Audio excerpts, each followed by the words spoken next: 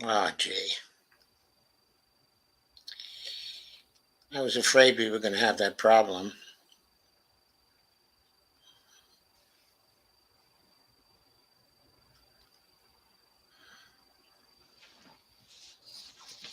Okay, let's see if that does it. Okay, I guess nope.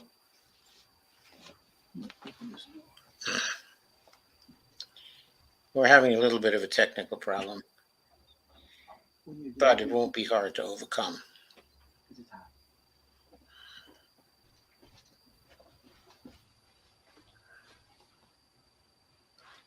I don't think.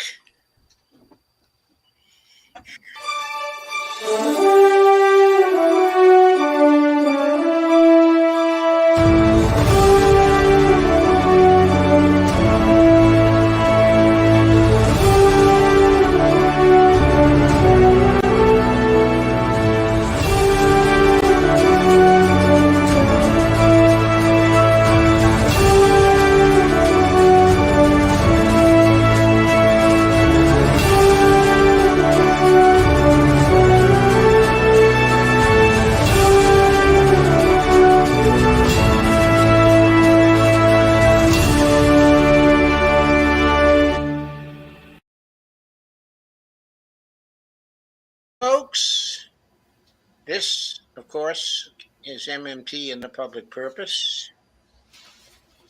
And we're happy to be with you here tonight. And we are here, and you can see us now. Yeah. I'm, of course, Joe Firestone, your host. And your other host is Lisa Theobald. Hi, guys. The operations director of the Red Berets. And our guest for tonight is Professor John T. Harvey,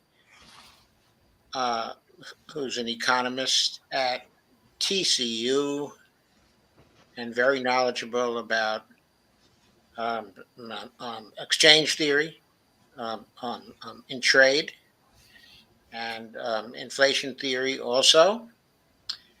And but tonight, what we're going to talk about is the kind of policy agenda that we should be using to respond to the conclusions of the IPCC Adaptation Report, which are very, very serious for us in terms of our likely futures. John is going to start us off with some context, talking to us about a paper he wrote, which we have read, and which is a very excellent paper to provide some context for the discussion of the agendas. So now I'm going to turn it over to John. Thank you. I'm also a 7-time fantasy football champion. I think I've won baseball twice. I'm not very good at baseball because I get locked up in my own favorite team, and I want all my players from that team. So, and I should have won basketball once, but all of a sudden my team collapsed in the playoffs. So that one, I blame the team, not the owner. So yeah, this is actually, and let me, what Joe and Lisa are talking about here is a chapter from my book on different schools of thought in economics. And let me back up a little bit on there. We had a department retreat, gosh, 10 years ago, 15 years ago. I've been at TCU for 35 years. So all of a sudden, everything was 15 years ago because it's about the midpoint. Yeah, I'm sure it was 15 years ago. And one of the faculty mentioned that, and back then, our faculty were very mixed in terms of what schools of thought they came from. Nowadays, it's mostly neoclassical. But back then, neoclassical was in the minority.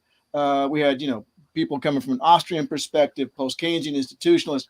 And the comment was made during the department retreat. Sometimes students say, well, I'm a little confused that I learned this in Dr. Harvey's class and this in Dr. Butler's class and so on. So the fellow that comes from a sort of neoclassical Austrian perspective says, we should have a class on schools of thought. We should have a class that every student at TCU econ major is required to take. Now, first of all, a class on different schools of thought is extremely rare in any economic curriculum. And to require it, I don't know that we might be the only university in the nation, in the world, that requires you cannot get a TCU economics degree without having had a class where you talk about something other than neoclassicism. In my own class, I use a shotgun approach. We end up with 7 different schools of thought. Other people teach it, different ways. So that was the basic idea, and I was sure that sounds great. I would love to do that, especially since it's required now of all our majors. That would be fantastic. By the way, it has become when you ask students, we do a poll every year. Neoclassicals. What's his name? John Siegfried at Vanderbilt. He's a big neoclassical pedagogy person, and in one of his pieces, he says, we shouldn't be introducing new students to different schools of thought. It might confuse them and depress them and cause them to leave economics altogether. That sounds possibly kind of self-serving, since the one school of thought he thought we should probably teach was his. It's like, well, we'll just teach them Marxism then. That's not what he's going to say. I did a survey of my classes, and as one would expect, the exact opposite is true. Students love controversy. This school of thought disagrees with this school of thought, disagrees with this school of thought. Can it be confusing? Yes. And that's part of the learning process. Then you begin to believe, maybe I don't understand it after all, but by gosh, I want to figure it out. And what I started to say was, we do a survey every year of our majors every semester. What do you think is our greatest strength? And I'm very pleased to say that the number one always is the faculty. I do teach with a bunch of people who are very good scholars and teachers, but number two is that class. And so that became sort of a cornerstone of our program. So I was one of the first ones to teach it, however many years ago it was. And there's no textbook, right, for different schools of thought. And I don't mean history of economic thought. I mean right now, different schools of thought right now. Something that talks about MMT, post-Keynesian, Austrian, and so forth. There was a 20-year-old book that had, first of all, it was 20 years old. And second, it was clearly things like clearly the Austrian chapter was written by a Marxist. So it's like, that doesn't feel right. And every chapter was written by somebody else, so it wasn't very smooth. So I went to the Edward Elgar booth. They're a heterodox economics, many disciplines publisher, and Edward Elgar was still active at that point. And I said, do you guys have a book like this that's more recent? Because the old one was theirs. And I swear to you, to this day, I have no idea how this happened. But I walked away like 20 minutes later, having agreed to write such a book, and had no desire whatsoever. I don't know. He could have been selling me bridges or life insurance or whatever, but swampland in Florida. But somehow he taught me into writing a book that I had. It was a horribly painful process, but I got it done. All right, so I got it done, and I think it was, good Lord, what year is this? 2022, maybe 2017, 18 that the book came out.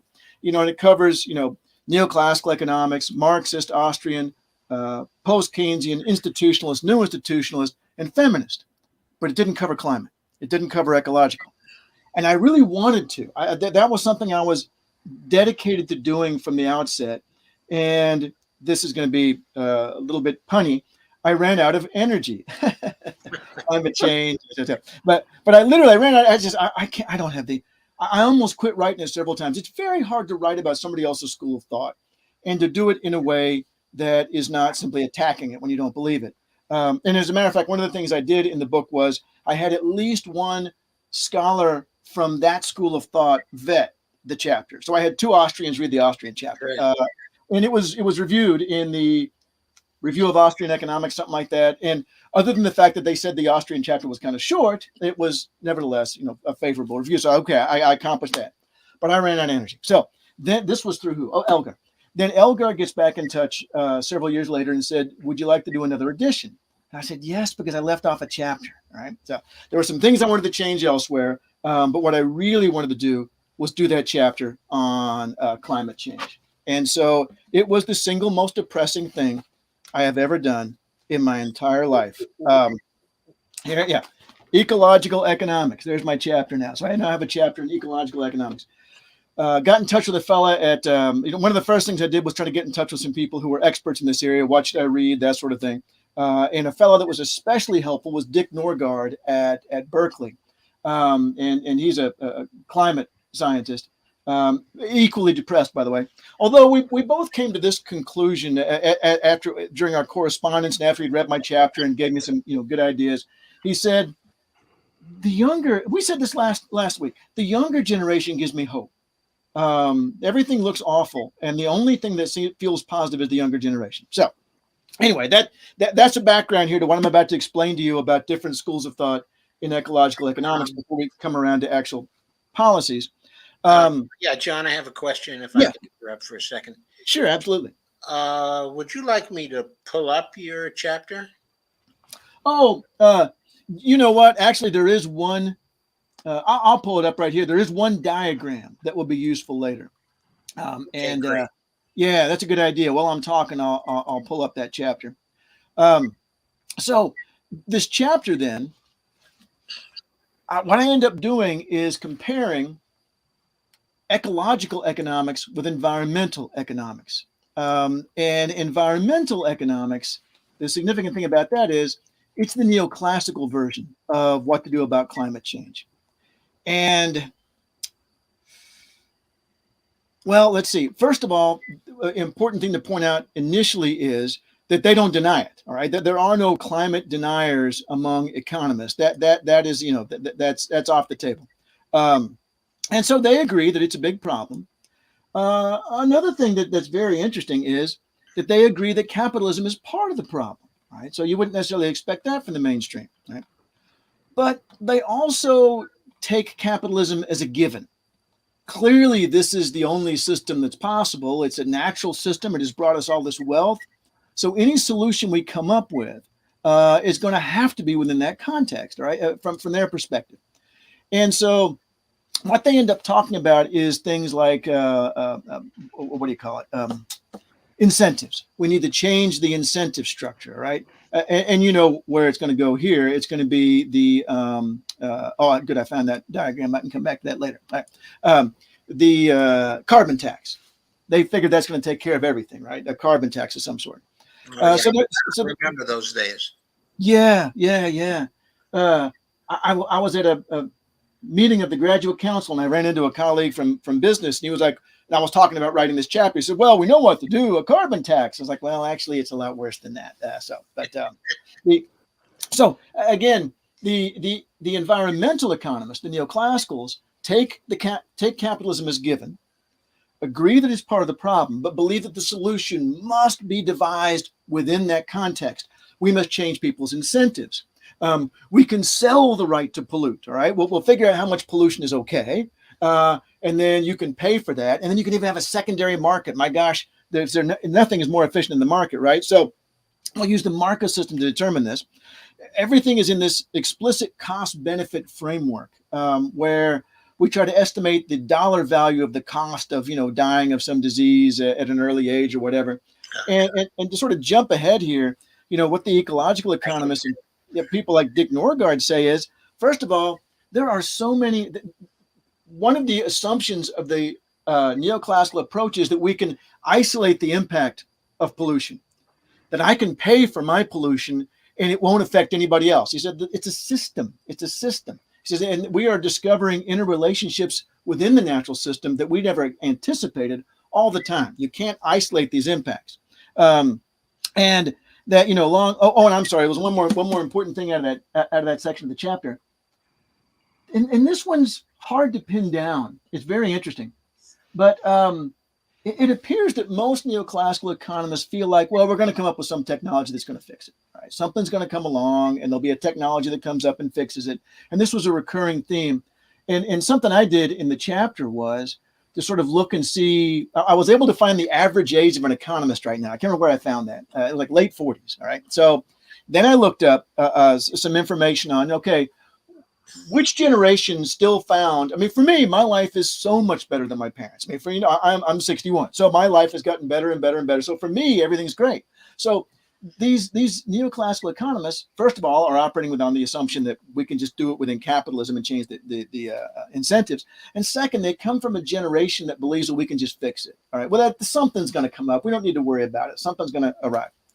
Well, the ecological economists, the ones that are coming from, the sort of science side of it, and who aren't denying I know I said earlier that even neoclassical economists aren't climate deniers, but they are deniers of the scientific evidence in the sense that Steve Keen had a wonderful piece, a brilliant piece on, is it Nordhaus? I believe Nordhaus, William Nordhaus. Didn't he do all kinds of climate stuff in neoclassicism? There's a famous paper of his. First of all, if there's activity taking place inside of buildings, well, it's not affected by climate change. That's one of his assumptions because it's inside. If it's inside, then you're not going to be hot, right? So, and another one of his assumptions was in terms of how much they thought the planet was going to heat up and so forth. He asked, and it wasn't many people, let's say 4 climate scientists and 4 economists, how much do you think the planet's going to heat up? Guess whose opinions he took? Not the climate scientists, all of whom were more pessimistic than the economists. Like, oh, you know what? I'll bet the economists are right. Doggone it. And next time I want to do some research on business cycles, I think I'll look up, climate scientists, because clearly we can just interchange this stuff. So the ecological economists say that, first and foremost, let me show you this diagram here. Let's see, share. Man, this stuff blew me away. Like I said, it was very depressing. And one of the other things I mentioned in the chapter is that not many economists have looked at this. And it's not that they don't think it's a problem.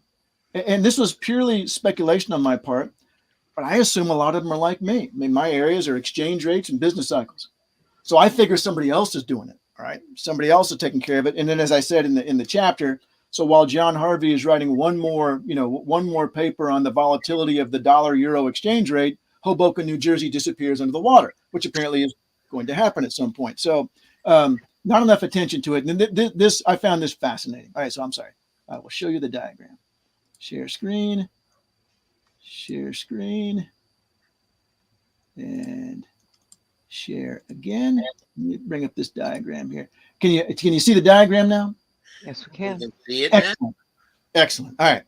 So on the left is something I have taught, and many people have learned in economics classes going back, I'm sure, at least 50, 60, 70 years. And that is the idea that there's this circular flow. This is the neoclassical view on the left, this circular flow.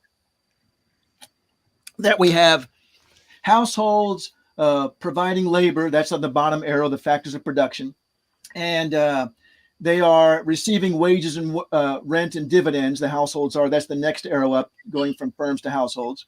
Then the households are making expenditures, all right? So that goes households to firms. And then in exchange for that, they're getting goods and services. And the not just implicit, but explicit idea sometimes is the faster that cycle goes, the better off we are, all right? That there's really no inherent limit to this cycle. And the faster we can get this sucker going, the better. And that was very much, I have to say, my assumption for many years. That, coming from the perspective of a school of thought that says that, that unemployment doesn't solve itself. Well, how do we fix it? Well, one way or another, we need to speed up this, this circular flow here. Ecological economists start, first of all, with the idea that the economy is embedded within a natural system. That's on the right. That all of our energy comes from the sun. And then we have the environment that is with a given set of biological and physical laws that we cannot change. And the inputs we are pulling from the environment, that's that big black arrow on the left going to the right. We are pulling these natural resources and energy into our human activity, into our economy, and we are creating waste. All right, is the outcome of that. And some of it can be recycled. All right, the planet can handle some. But the faster that sucker starts going on the left, the more you start overwhelming the ability of the planet to deal with the waste. And honestly, I mean, is any of this terribly surprising to any of us? But I mean, this is they can't get the environmental scientists to see it this way because of where we go next. All right, where we go next is, they talk about the first and second laws of thermodynamics being very important, and that we cannot change any of these things. All right, as the system exists today, that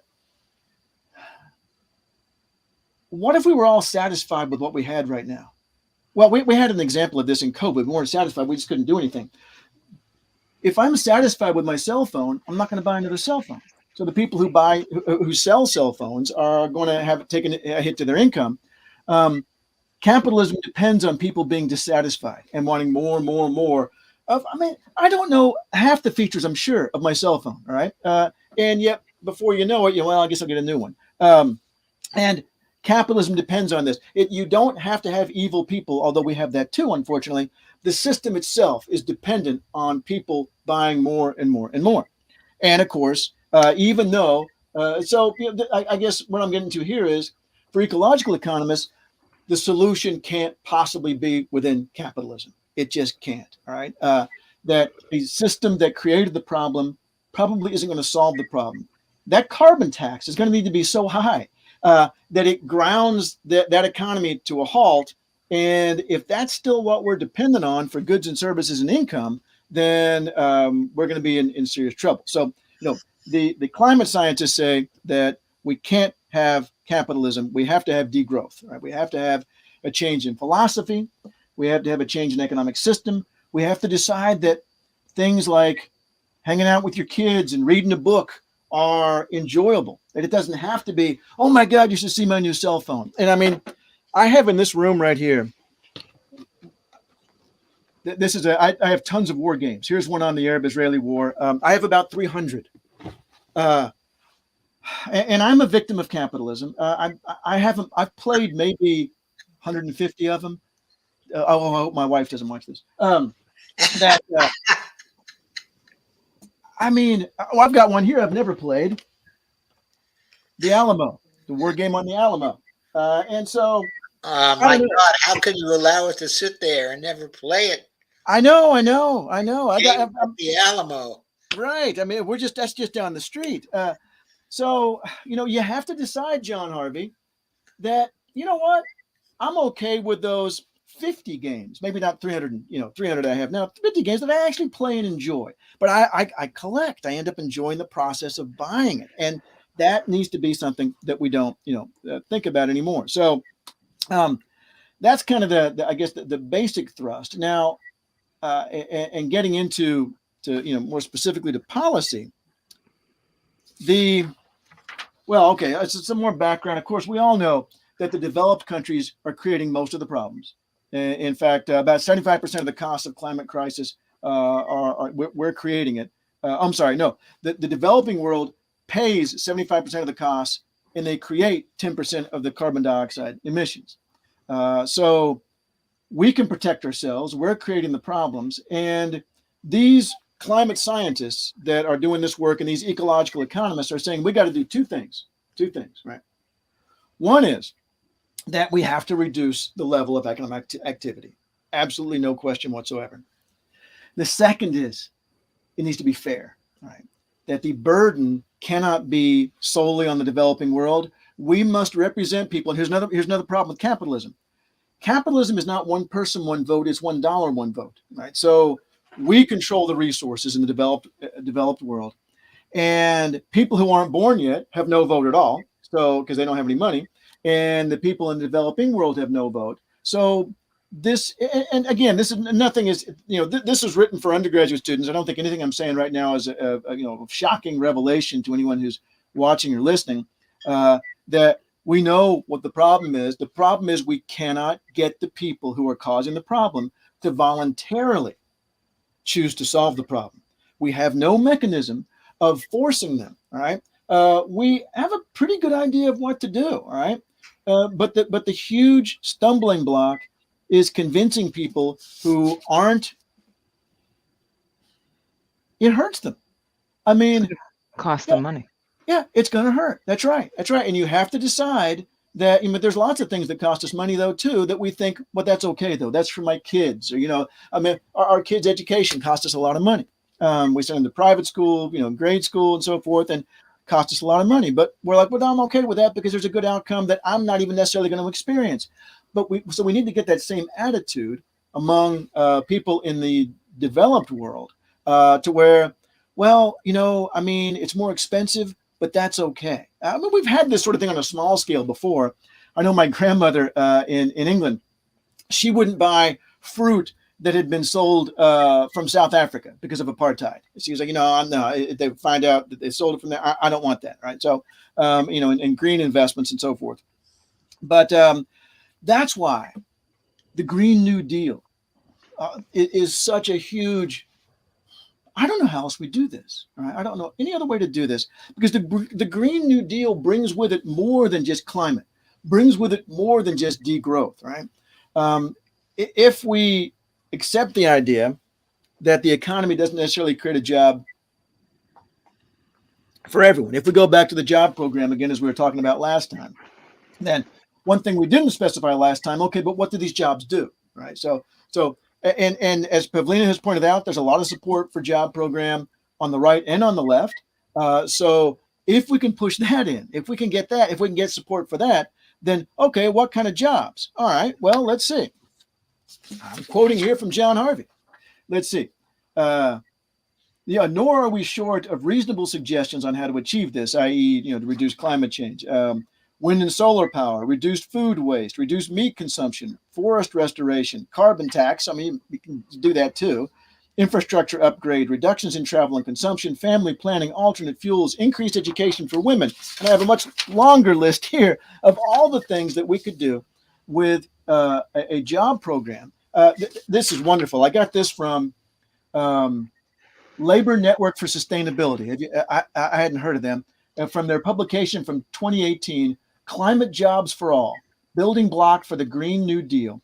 And what they have here is, and I'll read it a little bit. Well, you can just look at it there. Minimal experience or on-the-job training. Here's some things we could put people to work doing right away, all right?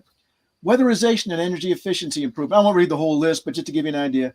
Waste removal, tree planting, wetland restoration. You don't need a degree in these things to take pride in what you're doing, to be put to work right away, sewer and water main upgrades and so forth.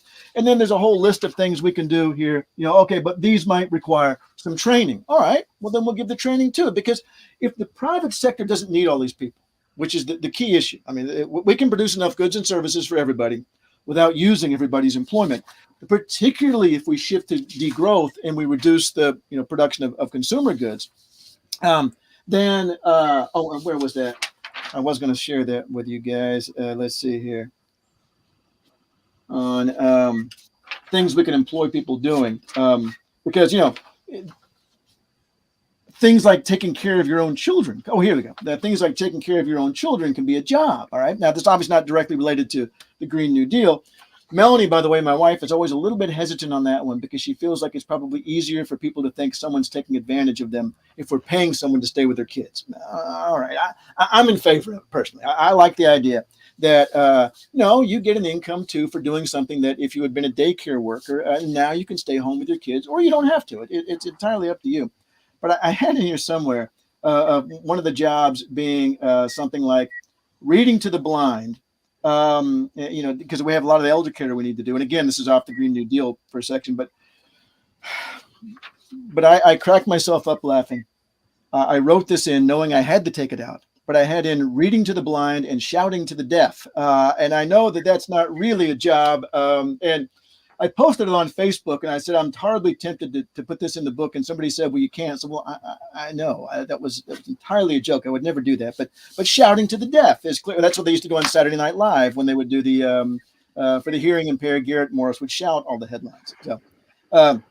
So this is the thing. And this is, we are nowhere near short of things we could put people to work doing. That's not really the problem. It's not that we can't come up with it, it's that we can't convince anybody to do it. Now, how do we go about doing that? Well, one of the things, and I don't think I talked about this last time, one of the things that was really new to me that I hadn't thought about before at the Levy Institute, and Rowan Gray was talking about it, and he's a lawyer. And he said, well, we've got so few non-neoclassical economists being trained every year. We might get 10 or 15 get a degree every year. He said, if you got 10% of one graduating class in a law school, you've got 10 or 15 right there already. And then add that across all the law schools. He said, lawyers tend to be really open to these ideas. And they're the ones who know how to actually accomplish policy change. I don't. I don't know how to do that. That I was a political science major undergrad, but that was undergrad. And again, the key being, I mean, there's so many wonderful ideas on here, and it's so frustrating. It's just like the job guarantee, but worse.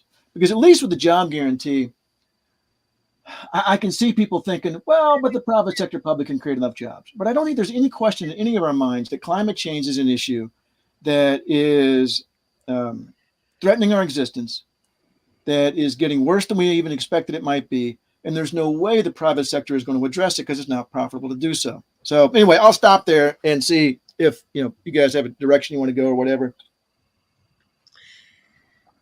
Where I'd like to go is to kind of your thoughts on what sort of policy agenda we ought to be pursuing.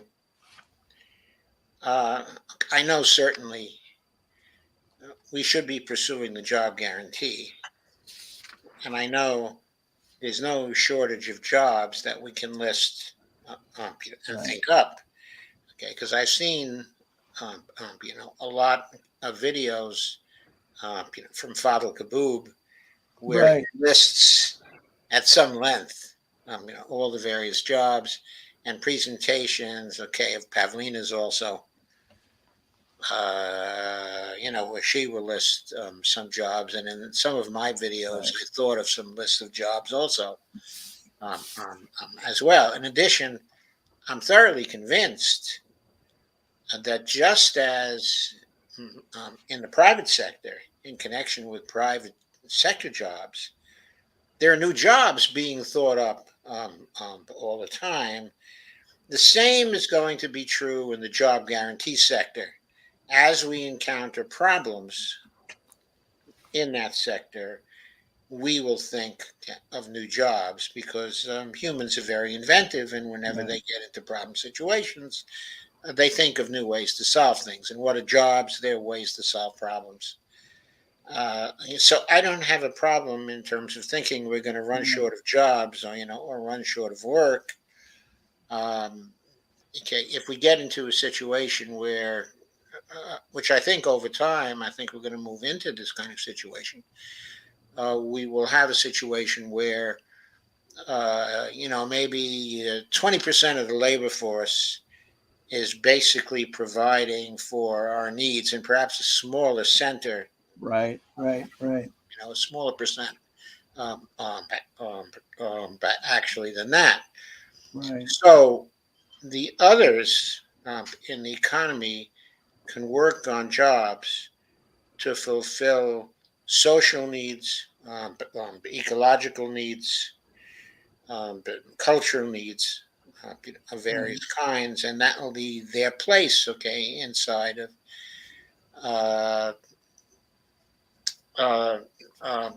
the economic sector. Okay, so I don't have any problem with that.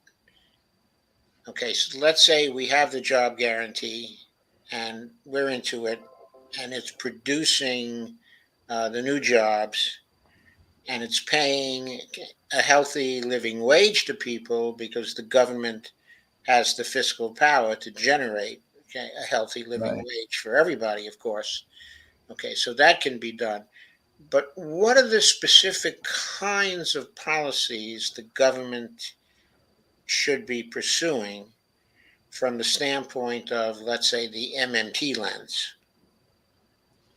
Yeah, what's the platform, right? Yeah, what's a platform? We've had some platforms in the past, like, Right. for example, Bernie Sanders' platform, in 2020, laid out the estimate that was done, I guess by Bob Pollan, was $16.2 trillion over 10 years, okay, for that program. Okay, there used to be a series on net. I guess it was a pretty short series, 2 or 3 blogs, by Michael Hexter. He was estimating it was going to cost us $4 to $6 trillion a year to make the transition, and he had all kinds of policies. He was specifying. The Green Party candidate, Howie Hawkins, in 2020, had a policy agenda that he estimated was going to cost $42 trillion over 10 years. Okay. And then, of course, while they don't specify a policy agenda, some of the neoclassical conservative economists are saying that to do a Green New Deal is going to cost us all $95 to $100 trillion over 10 years. And so they must have a lot of things in mind that we're going to have to do that they don't want us to do because it's going to cost, Right. 95 to $100 trillion. Okay, so I guess the question I'm asking is, what are your thoughts in this area? Right.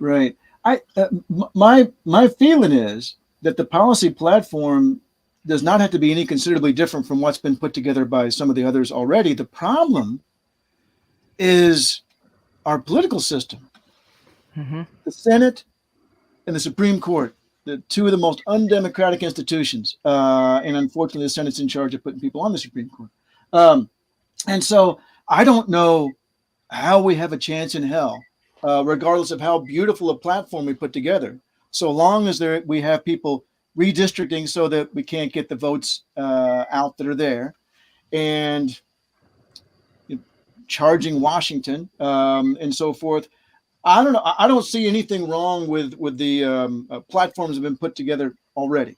And picking and choosing here and there. I like Pavlina's idea of all this being run at a local level. We fund it. You know better than we do what your local problems are. Perhaps we know some problems you don't know about in terms of climate and so forth. I don't see that part as, and it can build on programs that already exist. For example, one of the things about Medicare for All is that apparently, Medicare can play off of the fact that they're not a private institution that has to do all the work themselves. They've already been able to take information from the census and take information from tax rolls and so forth, so they can share information. So I think the design would be, and you pointed out something important. If something doesn't work, you fix it. All right. You try it, you experiment and see how things work out. But I don't think that the policy platform has to be anything considerably different from anything we've heard before. The problem, just like with climate change, is convincing people it's real, convincing people that federal funding is unlimited, convincing, and even once we get people convinced, even if we have a majority of people have been in favor of stronger gun control for decades. And yet, even after they killed all those children at Sandy Hook and the Democrats had both houses, nothing. All right. So to me, the problem isn't so much in designing, the policy as figuring out how to fix American democracy. And I hope that people like my children can do that. I'm very pessimistic about it. I don't know how we get out of the problem we're in right now. So we do have some thoughts about that because we've been working in that area, doing streams and putting together arguments and things like that. Yeah. Where our approach starts is to notice something everybody has noticed, and that is that the politicians respond to the donors, because they're bought by the donors. They don't think they have a chance of getting into office if they don't respond to the donors. There's this other stream now that says, don't take any campaign contributions from the rich. Don't take any campaign contributions from the corporations, or contributions from PACs, or support from super PACs, or from party committees. But there are only a very few people who are trying that. And most of the older generation in Congress, and Congress is run by the older generation, are fixed into the system they have now and don't want to change that particular system. So our approach is simply to have people work on a litmus test. And we're proposing, litmus tests. If someone takes money from all the sources that I talked about, then you have to vote against them. That has to be a disqualification. Okay. Yeah. That means that every Republican candidate is going to be disqualified for office. And it means most of the Democratic candidates are That's all. exactly what I was thinking. Yeah. Yeah. And it's a primary focus to actually have it really work, right? It's got to be because you're going to have candidates or you're going to run candidates once this thing takes off where you're not voting for the entrenched party endorsed candidate. And then, then we had some great candidates run, and what'd the party do? They threw tons and tons and tons of money at them. Now the nice story there is they don't always win when they do that. Yeah. Right. Yeah.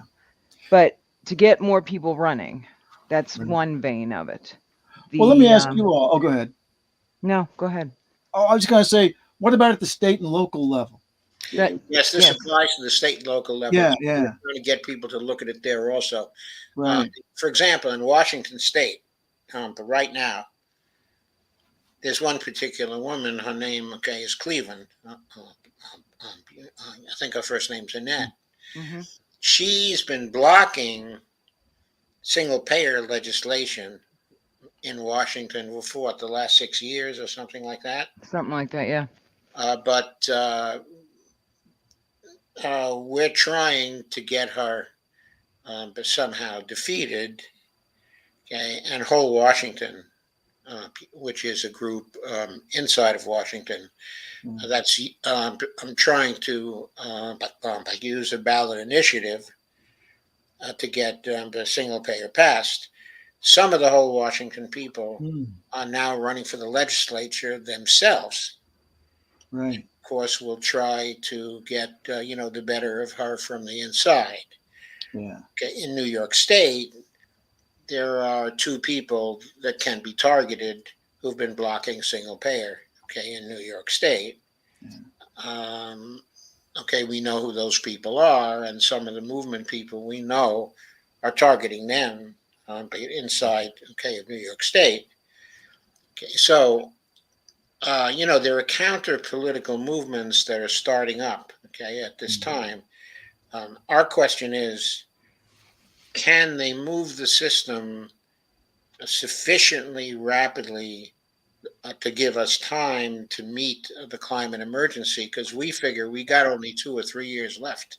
Right. No, because I was thinking of the Tea Party worked their way in at like school boards and so they entrenched themselves down there and worked their way up, and we don't have time for that.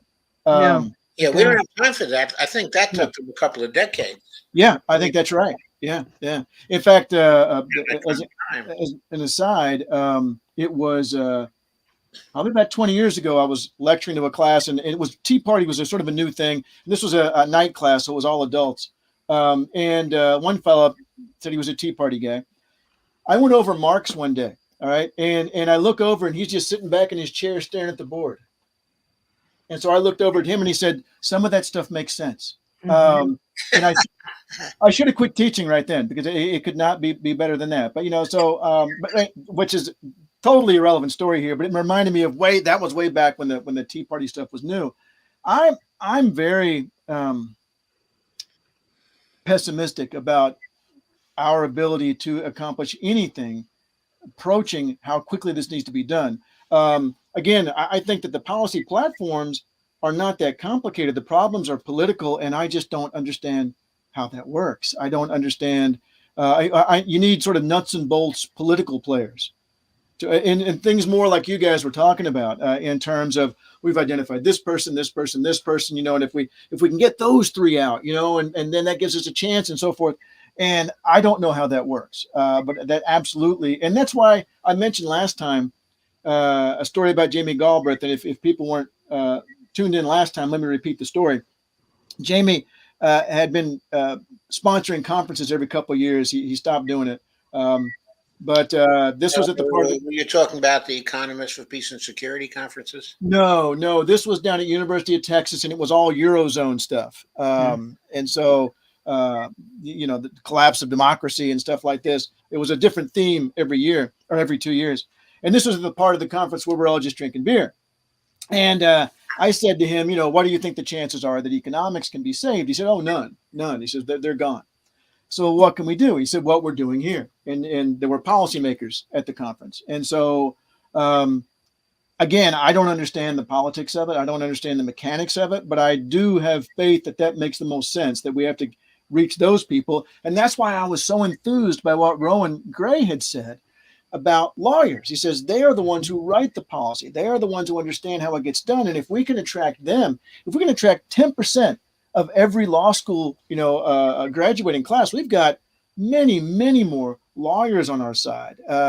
And we're not getting many more economists. And clearly economists don't know what to do in terms of the nuts and bolts of it. So, maybe you should talk to Rowan at some point. And we are going to talk to him at some point. Oh, that'd be fantastic, because I would love to hear that, because I didn't get a chance to talk to him as much as I would have liked to.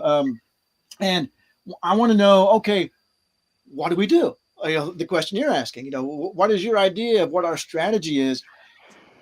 And I don't think it's going to get done in 2 or 3 years, but I mean, obviously, we got to get done what we can get done as soon as we can. I mean, if it's 5 or 6 or 7 years down the road and we have a climate catastrophe, well, we still got to do something. And so we'll see from there. But otherwise, I'm afraid I got no insights for you on how to get it done.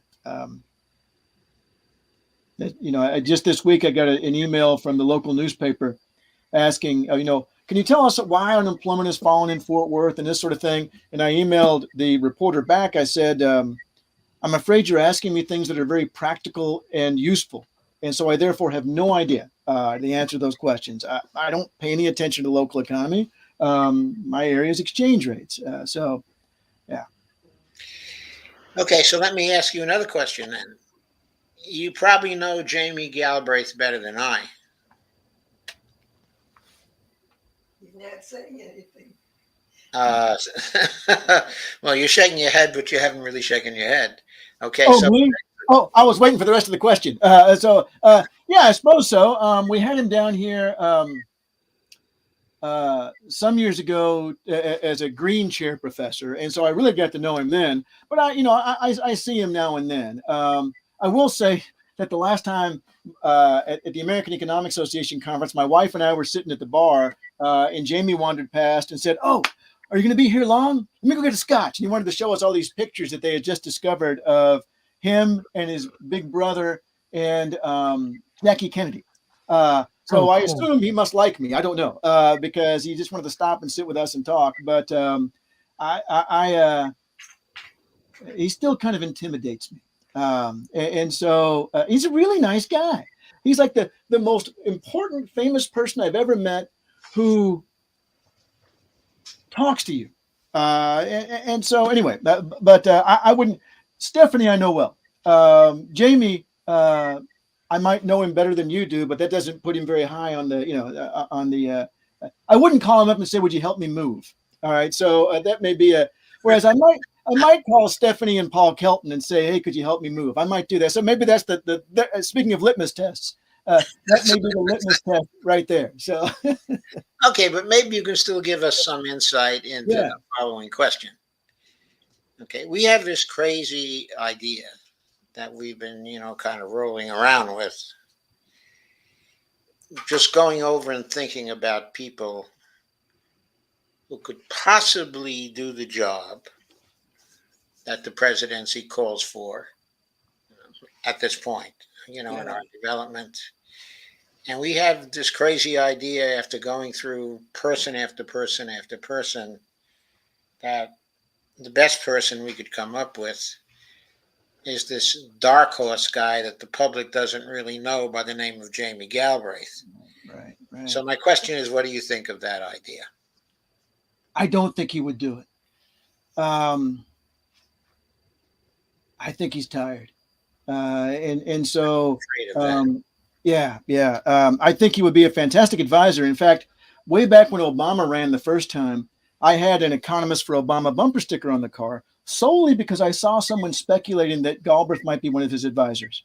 And I thought, oh my God, this would be the most brilliant thing ever. Turned out not to be true. So I did Yes, think it about. turned out that Larry Summers was his chief advisor. Yeah, That was a total disaster. right. So my heart very much will be behind as advisors, absolutely, with Galbraith or Kelton or any of the usual suspects. Absolutely, I would be so excited about that. But I don't know. My gut is that I don't think he would do it. Let's see, if I'm 61, he's probably 70. Of course, that doesn't mean you can't run for president, but Yeah, um, I think he is. I checked it out recently. yeah. I seem to recall 70 or 71 even. Right. And he has a grown daughter that she's just started her life and career. So I'm guessing here, and from some email correspondence that he's like he'd rather enjoy life right now. Perhaps as an Yes, I'm advisor. sure he would, and I thought that also. Yeah. Oh yeah. But he knows the same things that we know, or thinks the same things that we think. Plus, he knows the mechanics of the system, and Mhm. so He yeah. knows the mechanics of politics. He's Right. very Washington experienced, Right. and of course, he grew up with it because his father was, so deeply involved in it over a Right. period of time. But the reason why I thought he still might is because I think he has a very deep sense, okay, of duty, and he recognizes the depths of the problems we have now. Maybe. And If, maybe he would do yeah. it out of a sense of duty, okay, and a sense of honor. Yeah. If we had a Giannis Varoufakis, then that would be ideal because he's still at the stage where he wants to go in there and beat the door down and do what's necessary to get it done. I don't know. Yeah, Let's say it it's would make me very happy. interesting that Jamie and Giannis are so close. Right. That's right. So Well, the whole thing here, I think that's really the crux of it is there someone who harbors the knowledge base, the economic knowledge base, the prowess in the community that might be willing to do it? And the only desperate times call for desperate measures. Very sensible people who actually do know what needs to get accomplished are probably the least likely to want to run for president. yeah. But we're not in a place where we can mess around with another reality TV show host or if somebody who's got marionette strings attached to them, because Right. that we're really not going to get anywhere. I mean, it's kind of like this now or never scenario. That's why we've been talking about this. Because of Well, course only we've one- got a whole cabinet that they can take with them, right? I mean, everybody knows who and where and how to put people in play, which is what you roll the dice with any candidate. You don't know what they're bringing. Yeah. Do you think it's necessary for him to be president or for him to just be an advisor? Well, the reason The why cabinet's important. I think that's Yeah. what we were thinking. the reason why I thought that it would be appropriate for him to be president is that we need someone running who really has a strong character, a strong sense of honor, someone, okay, who's unimpeachable. Yeah. And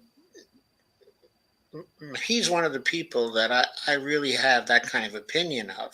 Yeah. And I just can't think of too many others that I have that kind of opinion of.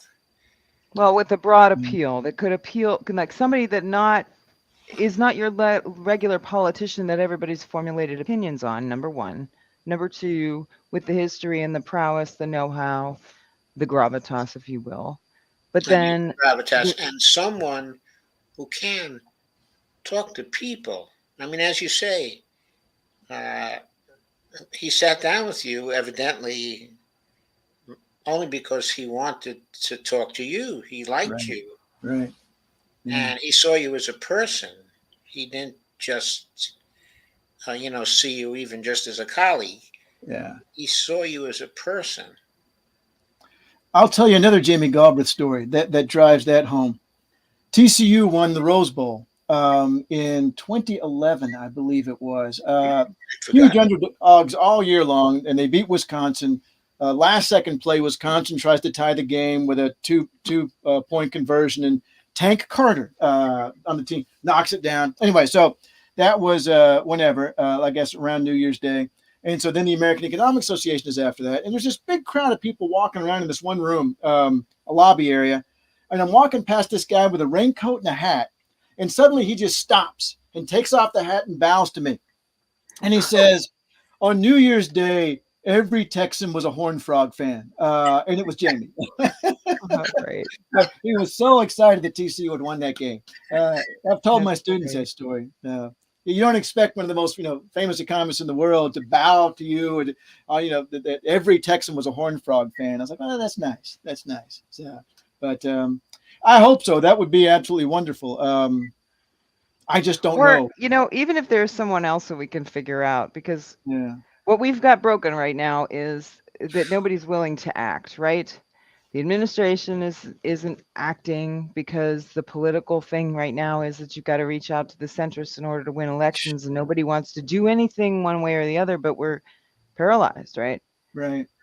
So I don't know. Well, It seemed like a good idea because yeah. you guys know what to do. You all know what to do. You all know what needs to be done, right? And the Yeah. younger generation would follow you. They were going to follow Bernie Sanders, but the Democratic Party shot it all down. I mean, so I'm just Wouldn't not let sure 'em. how we get there. Because even if we've got somebody, Well, what I wonder about is if we coupled that sort of run. In other words, there are two converging things. yeah, We're working on this. We call it, the dump the incumbents movement, but that's because we haven't found a better name yet. It's not just about simply dumping the incumbents. It's about, people voting against anyone who's taking the big money, yeah, so-called. Okay, but we're trying to build this movement, and we think it's essential for that movement to meet the right candidate for the presidency in 2024. We still have a couple of years, to get this movement really blowing up, hopefully. yeah. So then we have to have the meeting at the end of the road and have someone who would be an unimpeachable candidate for the president, but still would have all the knowledge of Washington, how it works, the legal background, all the connections to the economists and to other people, who are not economists, but who can be entrusted with being inside of The machine. yes, but a new FDR type of administration, Right. something that would really have a lot in common with the spirit that infused the FDR administration. Yeah. Bernie, Go ahead. I just wanted to interject that what happened. Bernie was like the greatest candidate in the world at the worst possible time. I mean, you had so many things going on, and he was running against the first woman candidate for president. It was just like a bad clash, right? Bad timing, and I don't know. It's Well, and there still was just grasping. and they were actively sabotaging him. And over dinner one night, Stephanie and Melanie and I went out, and I don't guess I'm at liberty to tell the actual stories, but they were horrifying of what the Democratic Party was doing to sabotage Bernie Sanders' run. So Yeah. you've got to have so much grassroots support that it can overcome, the things that people are going to do in the machine. We went to the Tarrant County Democratic Convention. I guess it was when Hillary Clinton and Bernie Sanders were running. And everybody that was already a politician here in Tarrant County was behind Hillary Clinton. And it was Melanie made this comment at the time. We've never gone back. It was so depressing. Melanie made this comment at the time. They wanted more people to be involved, but also to support who I want to support. We got a lot more people involved, but I don't like it now because you don't want to do what I want to do. I was like, well, sorry. I mean, the reason we're involved is because of this guy, because this guy wants to do something different. And they sabotaged it, and it was very clear. Just the attitude of the people was very much like a machine. That this is our, and by the way, this is ours. This is not yours. And so we appreciate your vote, but now you can go away. So I hope I'm wrong about all No, this. you're not. You're not wrong. You're not. But see, that was then, and things are different now. 2000, okay, in 20, that you're not wrong. Oh yeah, but that was a. The way they turned the whole thing around in just a couple of days. Yeah. I knew not to try to get too excited, but I did anyway. I mean, early on. So did I. We all did. We all did.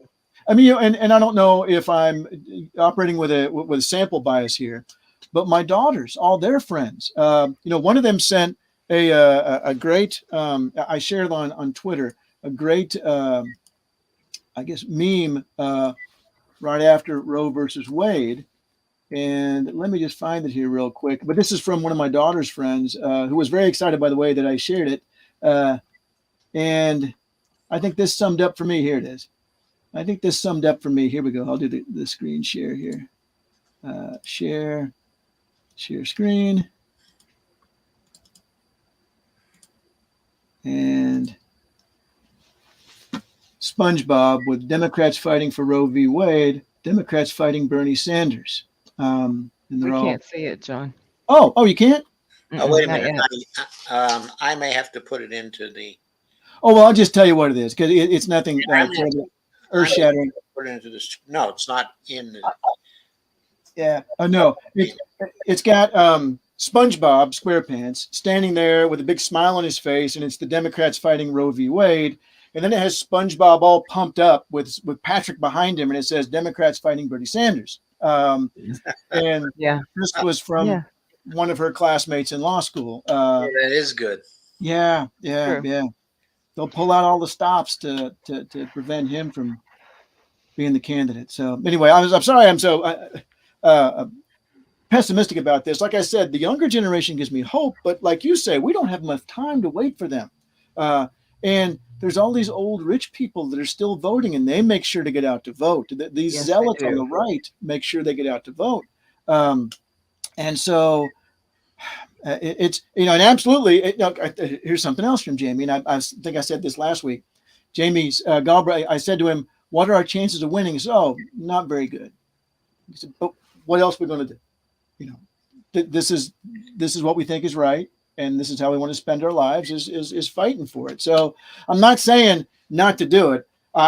My pessimism is combined with a conviction that we have to try.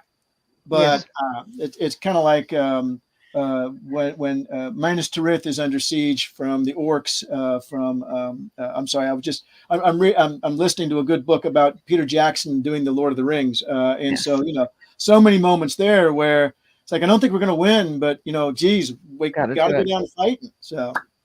Anyway. Yeah. So our next avenues are surgical strikes to try and fix what's really, really wrong.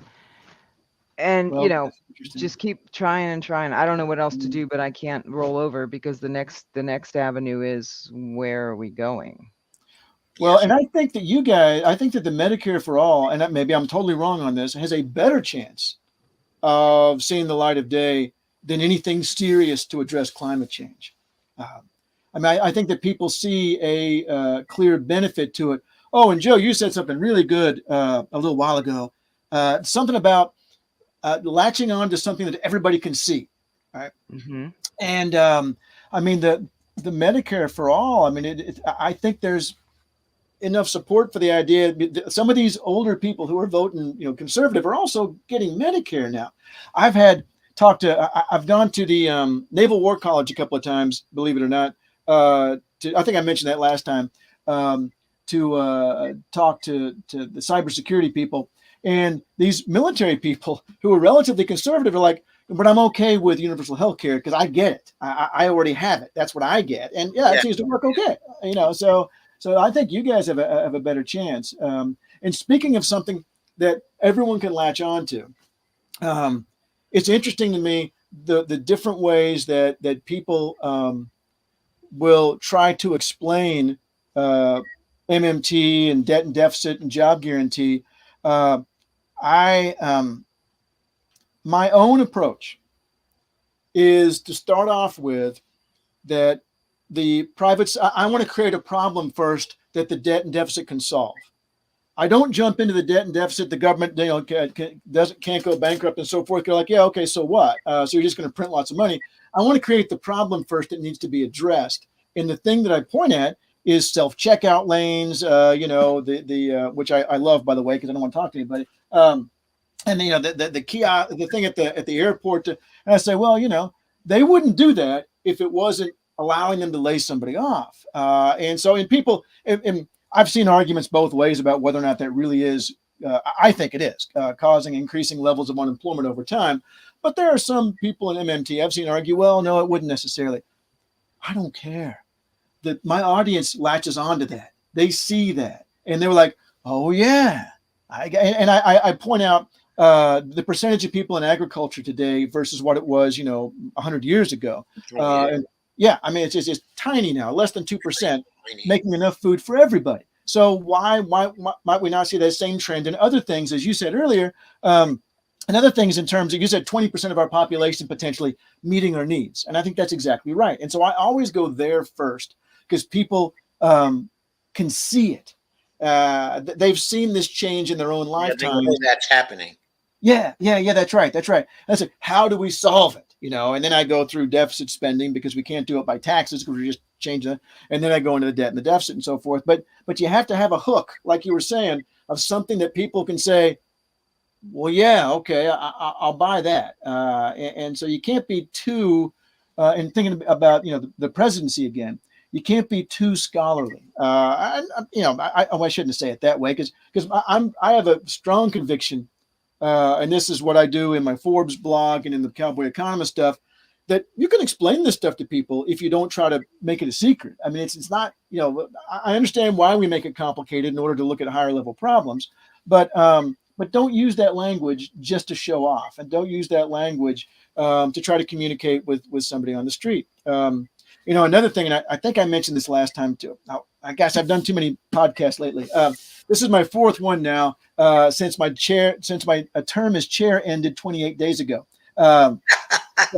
Plus, I went to the Levy Institute, so I can't remember what I talked about when. But at one of Jamie's conferences, and this is going back to the politics of this and how to get it acceptable. There was a gentleman at the last panel, a gentleman at the end of the table who kept asking people to speak up, and I thought, man, this guy he's going to be awful. He was brilliant. He was a former labor leader, and he gave 3 lessons. I can't remember them all now. That I was like, oh my God, that's right. One of them was you got to talk to the people, as you were saying earlier. You've got to talk to people, and you've got to not talk down to people. All right, so that was one. Another one was if you can get somebody to agree for the wrong reason, I'm done. Fair enough. All right. And that one really hit me because, with the job guarantee, I'm sure I can get conservatives to agree. Those damn lazy people getting welfare, they should be working.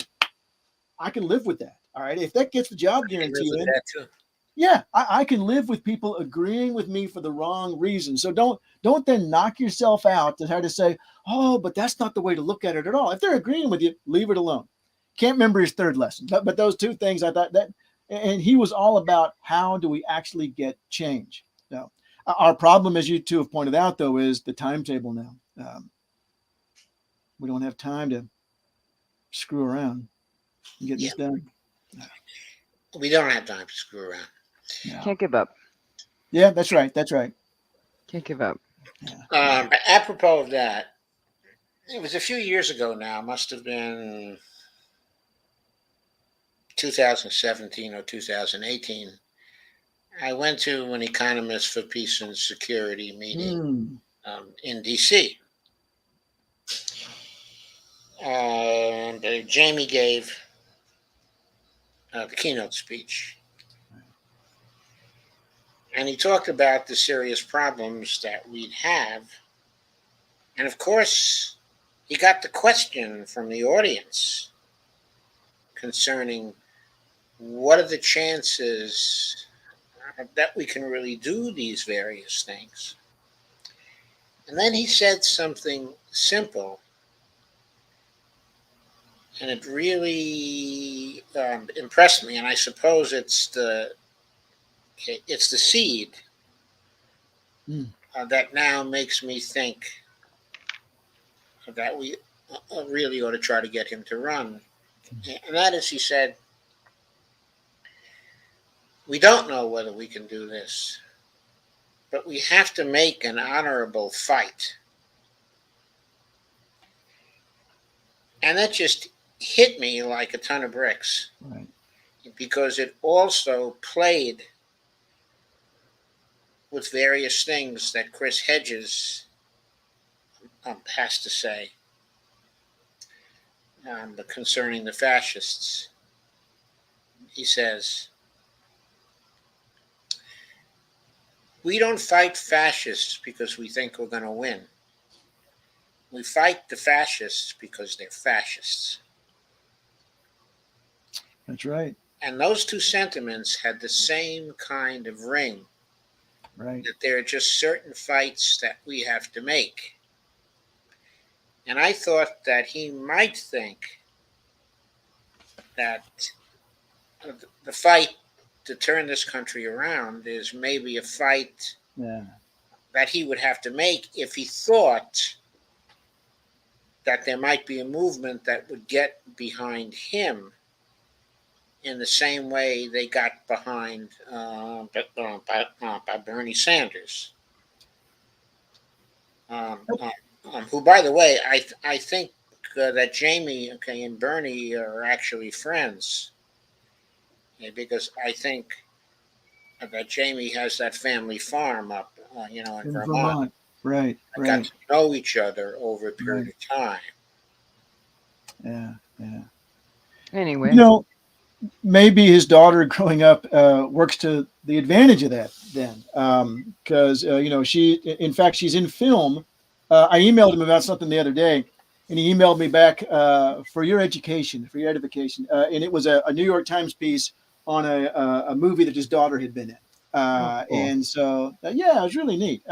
So maybe rather than saying to himself, I'm tired, I want to rest, maybe he instead say, you know what? My daughter's out there. She's fighting for the good, fighting the good fight as well.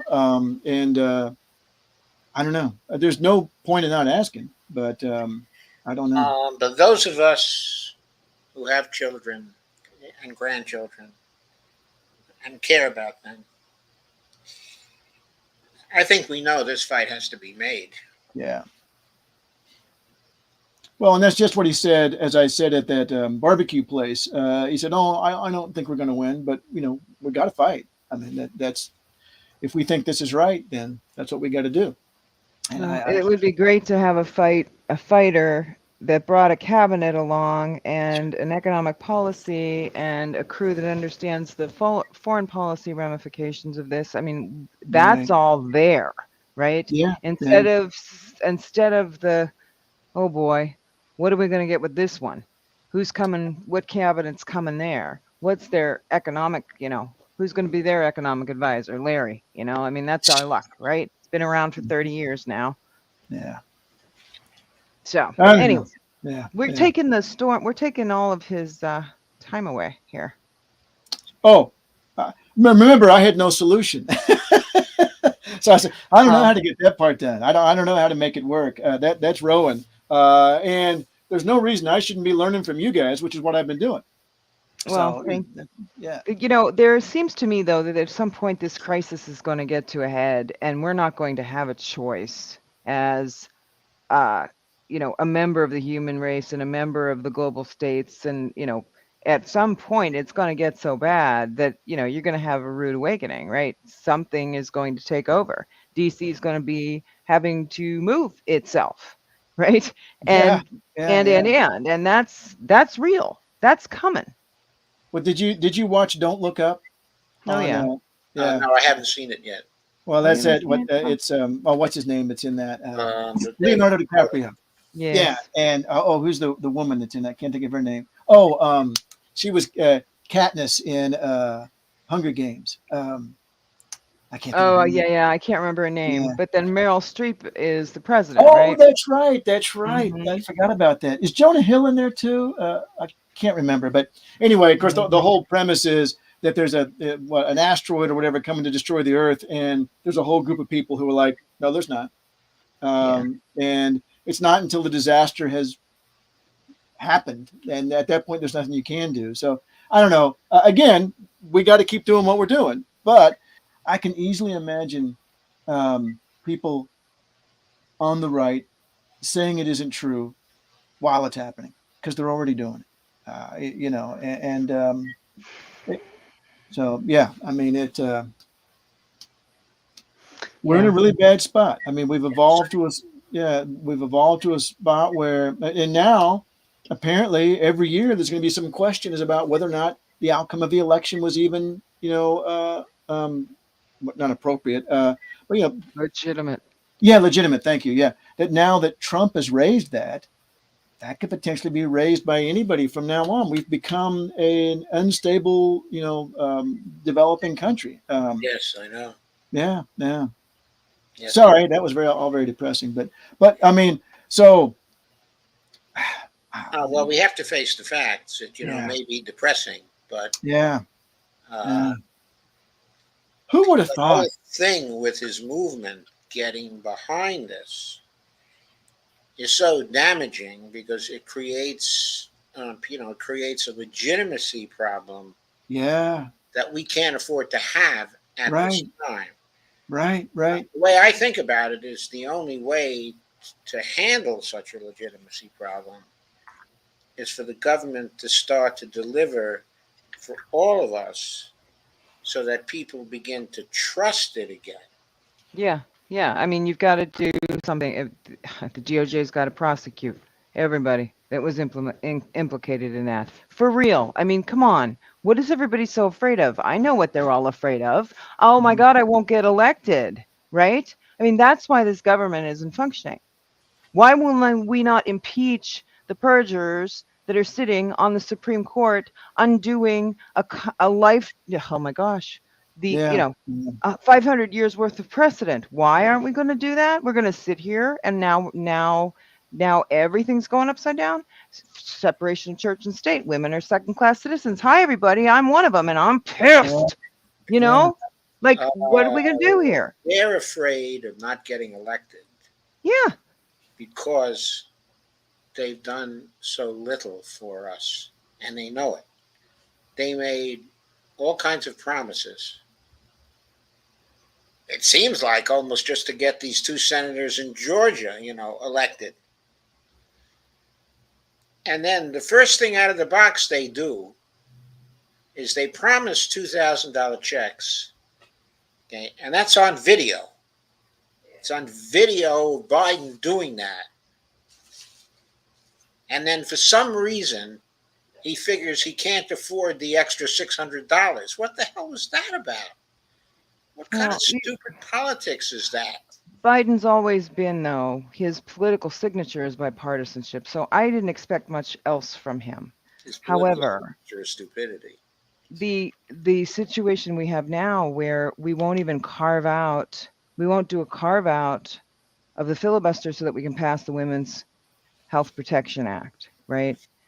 That that separation of powers between the Oval, the House and the Senate, and the judiciary branch, right?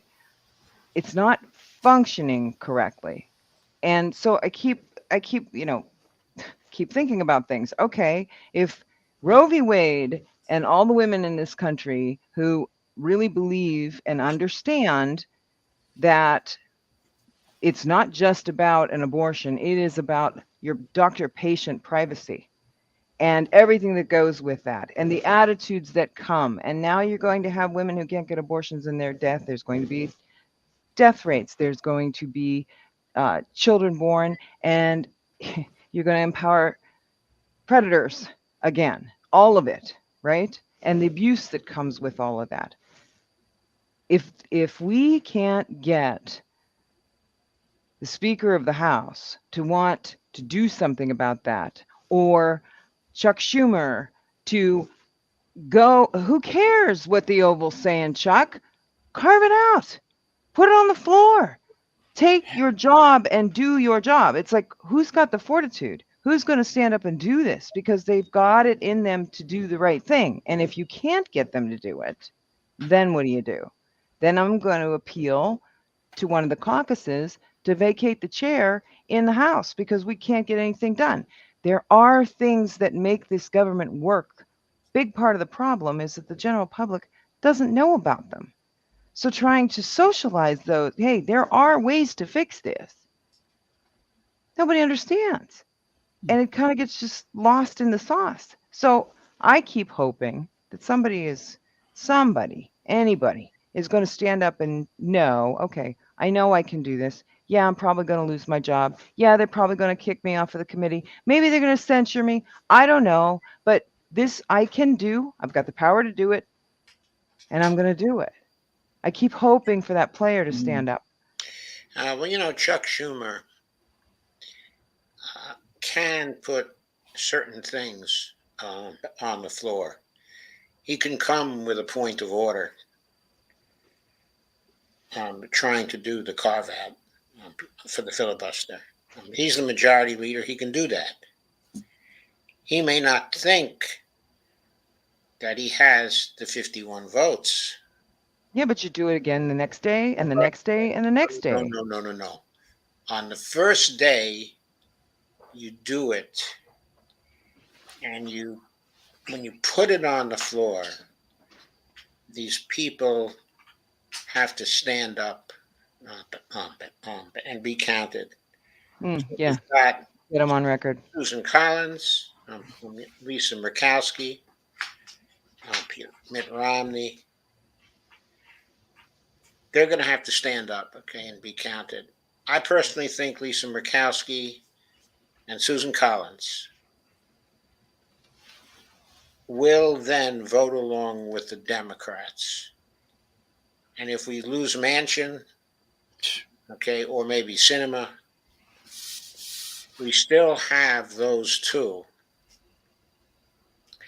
And so there are enough votes to get a carve out. Well, Manchin just came out and said that he, supports women and blah, blah, blah, blah, blah. I mean, but it's easy for those politicians to say those things right now because they know that nobody's going to act. Right. But if Schumer were to act, get them on record, I think he can push the carve out over the top because they promised. Then Schumer would be able to run for president if he pulled that off. If he would just do it.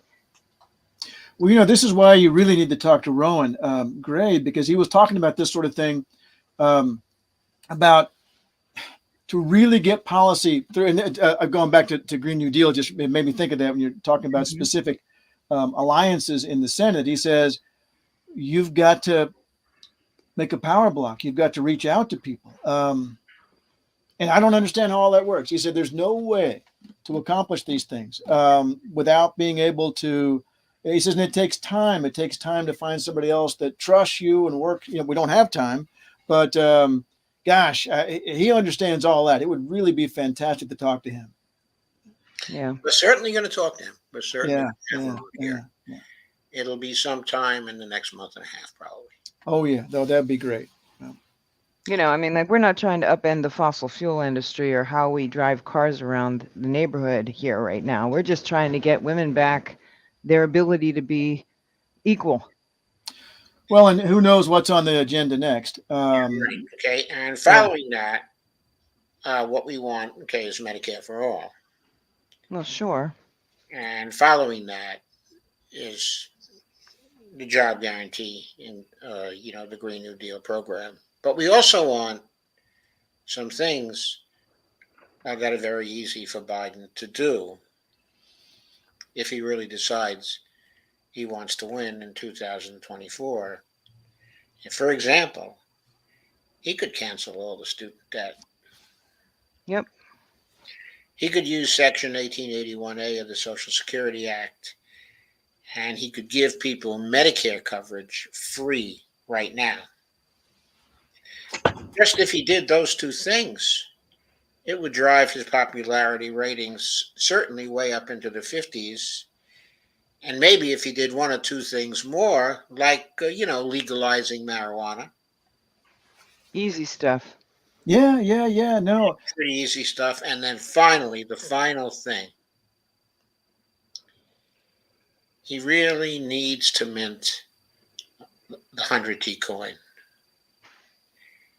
And the reason why he needs to do that is he has to shut down the austerity mongers. They're still there. There's still some influence from the Peterson people, the Peterson Some. Foundation. Look what the Fed's doing. They're Uh, killing us. They're going to kill us like they haven't killed us Right, before. but that's a different kind of austerity. In other words, they're not really talking. Austerity's austerity for the people that feel it. Well, but the point is the justification is different. In other words, the summer's justification is, hey, we're going to run out of money. In other That's words, all. there are people still talking, we're going to run out of money, in spite of Stephanie's book and the fact that there are many people who are doubting that. When Maya McGinnis goes to testify, every year she goes to testify, and she spews the BS about, how we're running out of money. It's not fiscally sustainable. We have to worry about this huge debt. It's still there. She's still talking to the congresspeople, still talking to the senators. They call her up all the time, the Republicans do. Yeah. So that has to be shut down also. People have to understand the federal government can pay for anything that it needs to pay for. And the 100T coin, okay, if it puts that money into first the public enterprise fund account and then gets swept into the Treasury spending account, that means this stuff about $30.5 trillion of debt doesn't mean anything, because obviously it'll all be paid off as it falls due with plenty to spare. Right. So that becomes a non-issue. Okay, now I know that from the MMT point of view, it doesn't matter a damn that we have the 30.5T of debt. That doesn't address at all the sustainability issue. It's not about that. Right. In other words, the idea that fiscally, heck, it doesn't matter if we have zero debt. Okay, it doesn't matter if we have twice or three times as much as debt. Right. The fiscal sustainability of the federal government is equal. Right. Okay, in all those conditions. But the political sustainability of the federal government is not equal. If Right. the debt were to be paid off, or people could see it getting paid down from year to year, then the legitimacy of the government is greater. The political legitimacy, looking at it from that point of view. I think, truthfully, Joe, though, that right now, what people need to see is them, even they need to see it. If they were to do something right now to fix what's gone upside down, Yes. it would not only empower the people to believe in them, right? Because I don't think they believe that that would do it. Okay, they're just as captive to their own prison as they are holding everyone else captive. Oh, They you're have it absolutely right. in their heads that they have to appeal to, let's make that was what the centrism was. Let's just make everybody centrist and we'll all be able to pull from more voters, right? And now we've got these donors because, well, hell, we can't get the people behind us for votes because, they're just going to run ads against us, and the ads work. We all know the ads work, right? And that attrition is going to fall off too. As that voting block ages out, and it's happening, the younger generations don't buy into that crap. They already know it's crap, right? So we're in this little wedge of, right now, we need to do some really important things. Yes. The rest of it, some of it's going to fix itself. Problem is, it's going to fix itself too late. Yeah. They need to do something.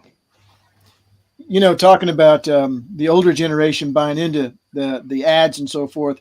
When McCain was running, I sat down next to a friend our daughters were in a high school event of some sort. And he said, I'm thinking about voting for that McCain guy. He's a maverick. And I was like, that's his ad. His ad says he's mad. But if you line up how he's voted with Bush on almost every single issue, he's not. So, I mean, even if I'm buying like a power tool, or I don't take the firm's word for it. Of course, they're going to say it's the best cell phone in the world or the best, drill in the world. That you got to find, somebody else's opinion or break it down or whatever. I'll tell you something else that worries me is that so many Democrats are basically old style Republicans that they're scared of Bernie Sanders. I mean, a lot of our, they call them, the champagne liberals. A lot of our friends are champagne liberals. They're very wealthy and they believe that, I guess they're on our side socially for the most part. But do you know, we had a friend argue, well, we can't have, because she didn't want Sanders, we can't have universal health care because that'll put a lot of people out of work. Well, you know what? The Emancipation Proclamation put a lot of people out of work that was associated with that industry too, and who cares, right? That's right. With a job guarantee, we can adjust to that. But her whole reasoning was, well, this industry is already there, so I'm voting for I guess it was Hillary Clinton at that point, because we don't need to have that disruption of these people. It's like, oh my God, anything I can to support the traditional establishment candidate. They do, and it's so. I just don't comment anymore. If only we had Obama back, what a great president. And okay, yeah, sure, compared to Trump. But if we open up a phone book and point at a name, we're almost certainly finding somebody better than Trump. So that's not really a high bar to pass. But so many of these Democrats are really. I've talked about the debt and the deficit to local Democrat groups several times. And one of my friends, who's a former president of the association and very active politically, said, yeah, that doesn't pass the smell test. What the hell does that mean? All right, so which part of it? And he just won't buy into the debt and the deficit stuff because it doesn't feel right. And I mentioned last time, I think last week on the show, it did take Melanie 3 times. Not that she was against it before, but she didn't all make sense to her. And it was like the third time, like, oh, okay, it all makes sense now. But anyway, it's one thing to say that we have the people on the far right with, oh, Lord, for our 35th wedding anniversary, we were going to go to Lille in France because there's going to be a conference there. Instead, we went to a place called Lake Whitney, which is nearby here because it was in the middle of COVID. There were Trump signs in front of houses that had blue tarp over the top because it was a leak in the roof. And so they're gone. We're not going to get their support. All right. So I guess we have to work on the champagne liberals or something to get enough people to, as you're saying, we've got to get a groundswell of support from whom? Not from the people with the blue tarp on the roof and the let's go Brandon sign out front. I guess we keep trying, but it just is so frustrating to hear things like, oh, well, we can't have universal health care because it'll put people out of work. Well, how about the part of it? How about that part? Would that be okay? I don't know that. I actually think that because they went after Medicare, the insurance companies were dumb enough to finally go after the generation that are on Medicare, which was really, in my opinion, stupid, because you can't go after everybody. Okay, you can't, and you don't go after the voting bloc, the entrenched voting bloc on both sides, right? They're the older, established folk that are comfy. Now you just sort of tick them off, to say the least, right?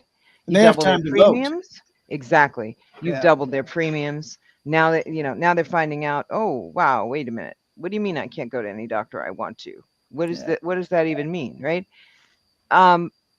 They started paying attention now. Okay, so people are much more inclined to fixing healthcare. All it takes is, you can be cruising along, and then all of a sudden something happens, and you find yourself $50,000 bill sitting on your counter. Okay. Yeah. And you start getting active. Well, even though maybe you've got the money sitting in savings, but you don't have $50,000 you wanted to pay because you had to go to the hospital. That's a big wake-up call. Right. You see that statistic all the time. Developed economies, a number of people who went bankrupt because of health issues, and it's zero, zero, zero, zero, zero. So. I think that things have really, really shifted in the last 2 years. Okay. And the other thing is that politicians need to know how to talk to the people with a Trump sign that's a tarp over their leaky roof.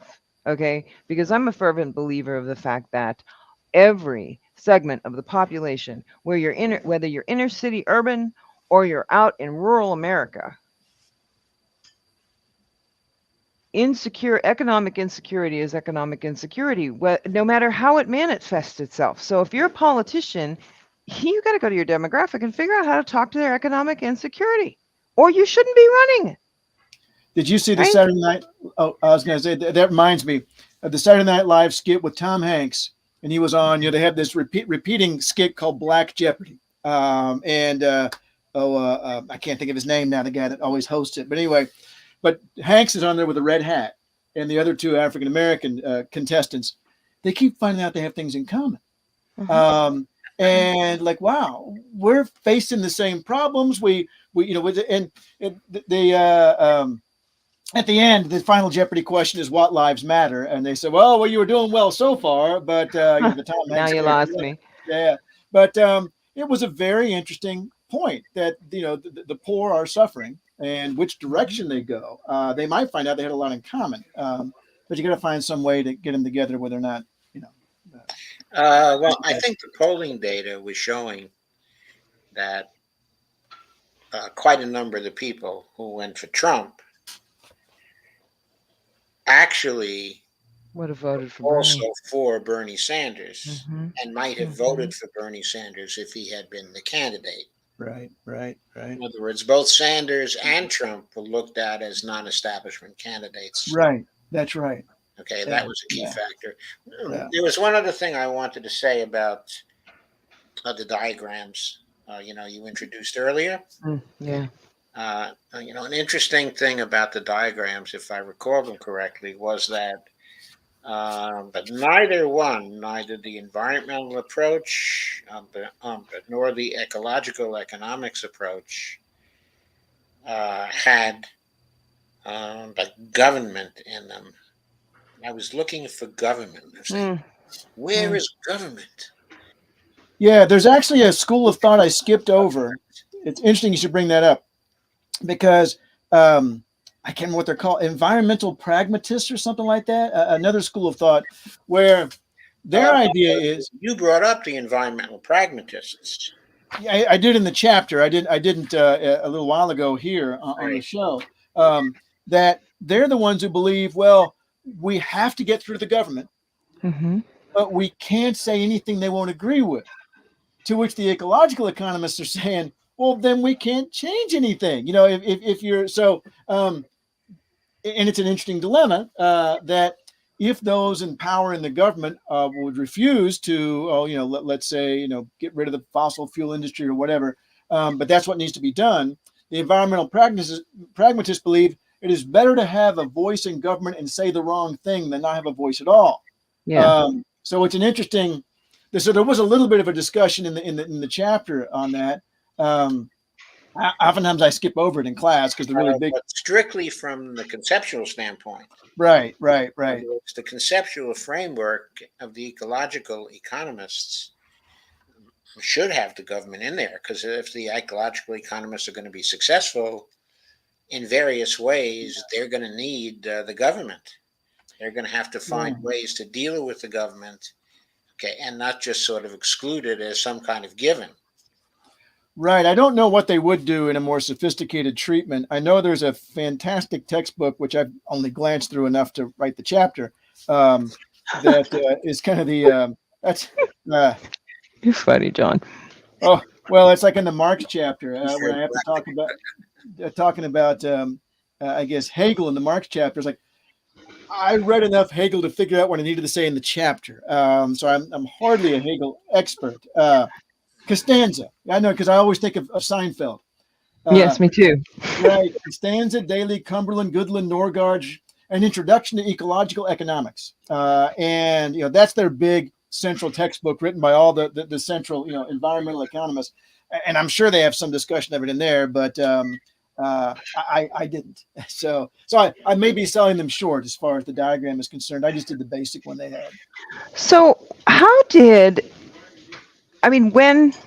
we take this pendulum back to where people understand that you need the federal government to do the big things, to mandate, to be able to say, if we don't do something about climate change right now, we're going to be digging up DC. We're going to be, you right? What is this like? Has the Republican talking point of big government and all of this really permeated into everyone, or are these politicians again placating to the centrist vote? I may need to get Melanie to come up from downstairs because this is a big thing she argues about. In primary schools and high schools for the last 20 years, we haven't been teaching civics. We haven't been teaching history, really. We haven't been teaching, used to have government class.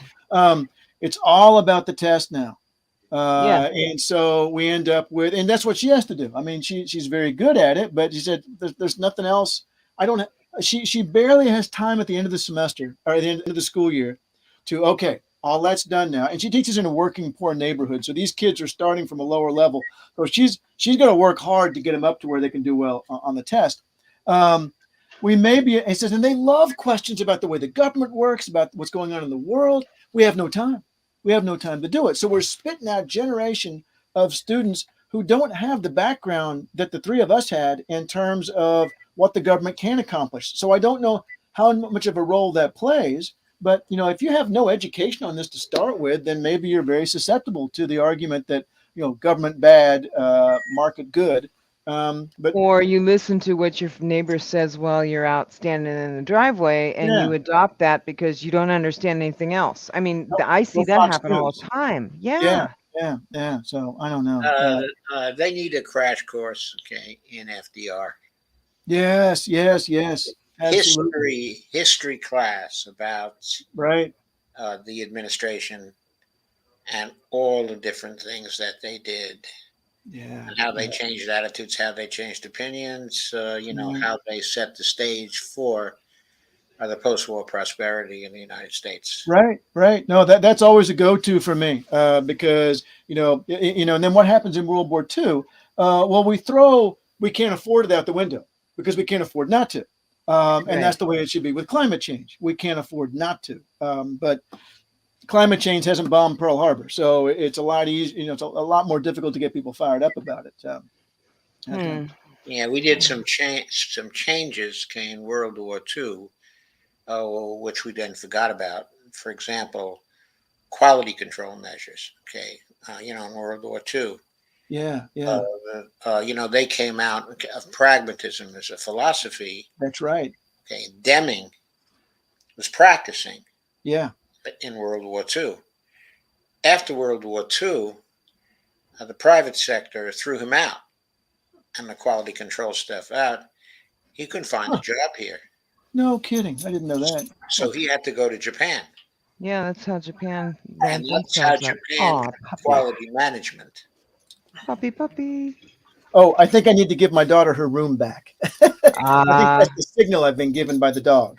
Yes. Okay, bye. Okay.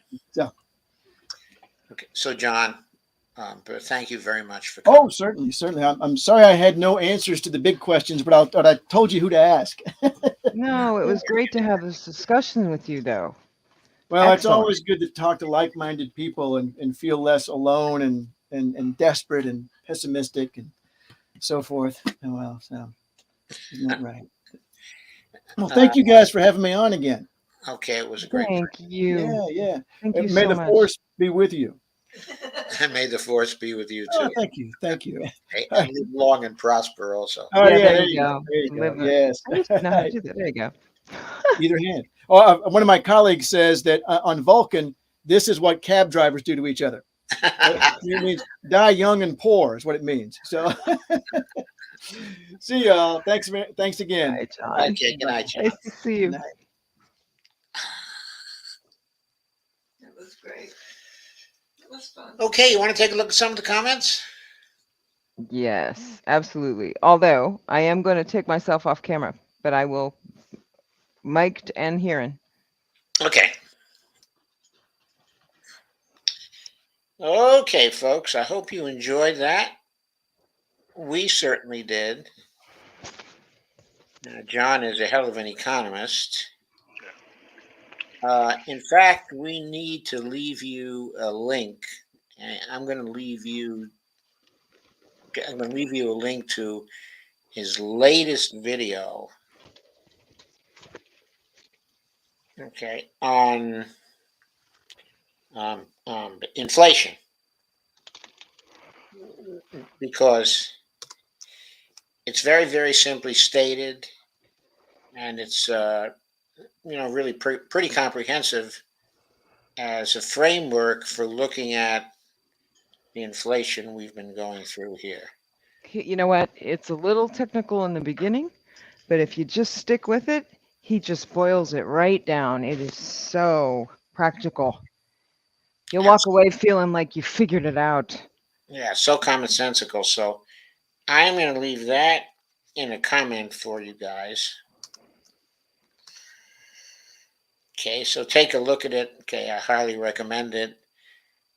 If he had been ready with it last week, then it would have been real good for that show. I tweeted it out earlier today too, but my Twitter account gets like no traction unless Joe comes along and tweets out after me. Otherwise, nobody sees my stuff. It's terrible. My God, you got to be kidding! I got about maybe 2,500 followers. You got 14,500 followers. Yeah, and I wake up in the morning and I can't. I mean, if I don't retweet my own tweets, Joe, no one sees them. I'm like shadow banned or something. I try to retweet everything you tweet. I know you're such a trooper. It may take a couple hours for me to get to it because I wake up later than you do, but I think I get there. Well, you know what though? If I don't retweet my own stuff, nobody, not even you, see it. Oh, that's amazing. It's bad. But I usually see it in your DMs, right? Yeah, but I don't send you every single thing. It doesn't matter. I just I'm whining. Well, you should send me every single thing so I can retweet. Okay. So, Steve Goslar says, breaking, California makes history as the first state in the nation to remove exclusions to health care for all income-eligible residents, regardless of age, or immigration status. Hashtag health for all. What? Yeah, I saw the speech that was made by, a speech made, by various people, a few days ago, right after Roe. Okay, and Newsom stated that that was going to be in the legislation they're about to pass. So that is really a great thing to do. It is a good thing. And Kashama Sawant's coming out with the proposition to make Seattle a sanctuary city for abortion, which honestly, I kind of love that idea. So do I. But I think that part of the reason that they can do it is because the right to an abortion is enshrined within their state. Like, I don't think we could do that in other states that don't have that. Yeah, I think that's true. So it's probably a solution that can be applied there, but not too many other places. I don't know, but I'm certainly going to look into it because I love that idea. Because cities are usually more liberal, right? So if you could get cities to put it in play, it might work. Okay, John B. says Steve Keen's website got ripped off by Gonzalo Lira. Okay, I'm not sure that happened. Did you see the lengthy critique of the Gonzalo Lira smear, of MMT that Kerberos just finished? I did see it. I didn't watch it, but that kind of stuff I trust that, you know, I'll get to it. I've just been so engrossed in what's coming out of the Supreme Court right now that I did see it come out. I didn't watch it. That's okay, but I wanted to call John B's attention to it. That but Gonzalo Lira had done about a 12-minute smear, okay, MMT, Hmm. and Sherry Wise and I did a deconstruct of that, and it's quite long. It took us about 2.5 hours to deconstruct it because there were so many errors in it. So anyway, you might want to take a look at that, John B. It's on the Kerberos Media News LLC site. Steve Wolbrand said you have to log out of chat to share. That's really weird, isn't it? Greg Mallard. Hello, Greg. I think you're here tonight because we never got onto Facebook. That was a technical difficulty we had.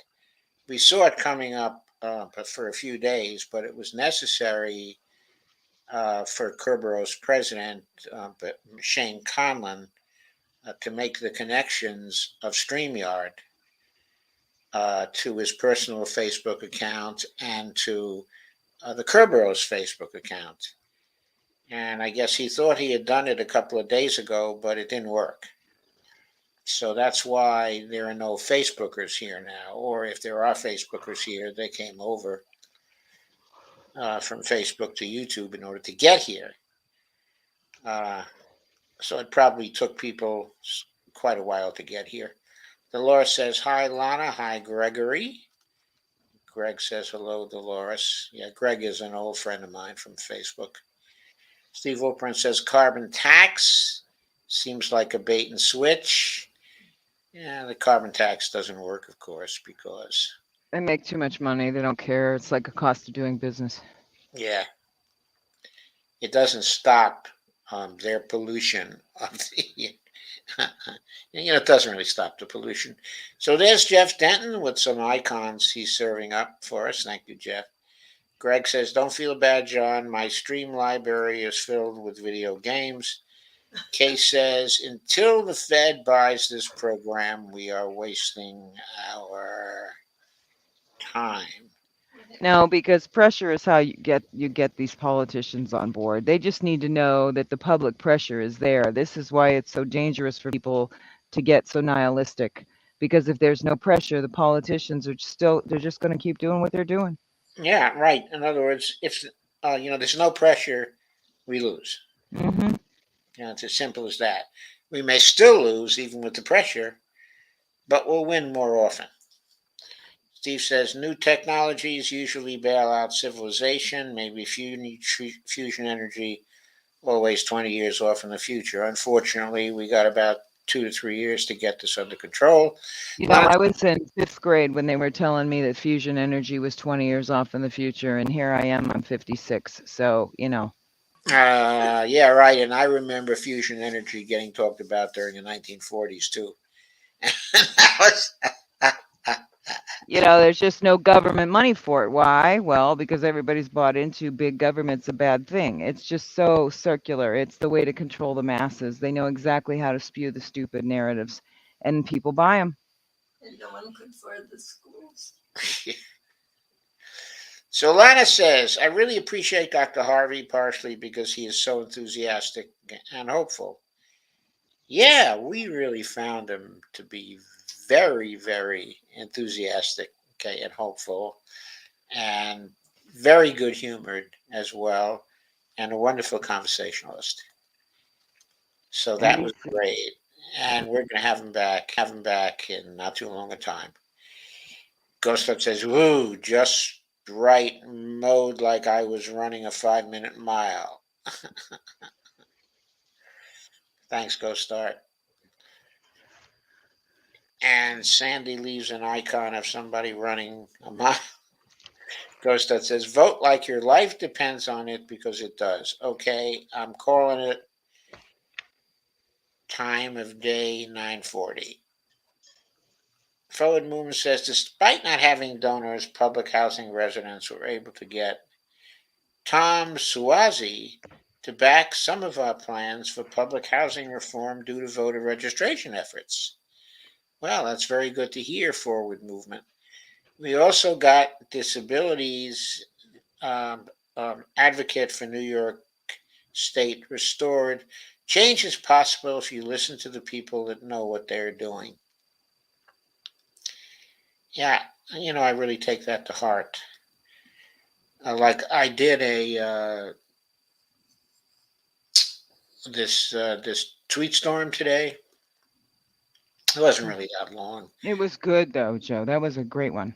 It was maybe 6 tweets. What I was trying to do was to get clear the order of the efforts that we have to undertake, because the proper order, okay, is really important. Okay, in other words, we can't go for impeachment of the Supreme Court justices right now because it takes 67 votes to convict them. Okay, the impeachment might, slow them down a little and make some problems for them. Well, we damn well better slow them down before they rewrite the whole damn legal system. Yeah, so maybe impeachment is a good idea from that standpoint. But if we think being successful with impeachment is important, we need to build popularity for the administration first. And the only way to do that is to pass various good things. A first priority is to codify Roe v. Wade. Yes. Mm-hmm. And I think the Women's Health Protection Act doesn't really do that. But there was a piece of legislation back in like 2006, 2008. I think it was called something like the Freedom for Women Act or something like that. Mm-hmm. But we could reintroduce that into the current Congress, and we could strip the jurisdiction of the appellate courts, including the Supreme Court, from reviewing that particular legislation, and it would become law. And so to me, that seems like a very practical thing to do, to go after that first. So John B. says, when the criminals are in charge, peaceful means of change are rendered ineffective. $billion profits will be maintained at any cost to humanity. I agree. Fordman says, if you play the game that way, you can never escape. And Ghostlight says, that forward movement, hold the door 24. That's people were saying that Jimmy Dore ought to run in 24. And Forward Movement says, we need you to run for county committee to control the judges. The judges make rulings in election law and other places as well, as including contracts. Whatever. Breaking California makes history as the first state to remove exclusions to health care for all income-eligible residents, regardless of age or immigration status. Forward Movement says DJ Elf is banned for life, so good luck getting things done with people that are given to you rather than the ones that have been with you. Who banned DJ Elf for life? Come to think of it, I haven't seen DJ Elf around for some time. Did YouTube ban DJ Elf for life? That's awful. Why? Sandy Nobody says, knows. Steve. And Lana says, oh my God, he intimidates me too. He is also very nice, but he just is intimidating. I don't think he needs to be. What he has, Lana, is He's a statesman. That's a good thing. yes, he has gravitas. Mm-hmm. And a president needs to have gravitas. Yeah, instead of reality TV stars and idiots.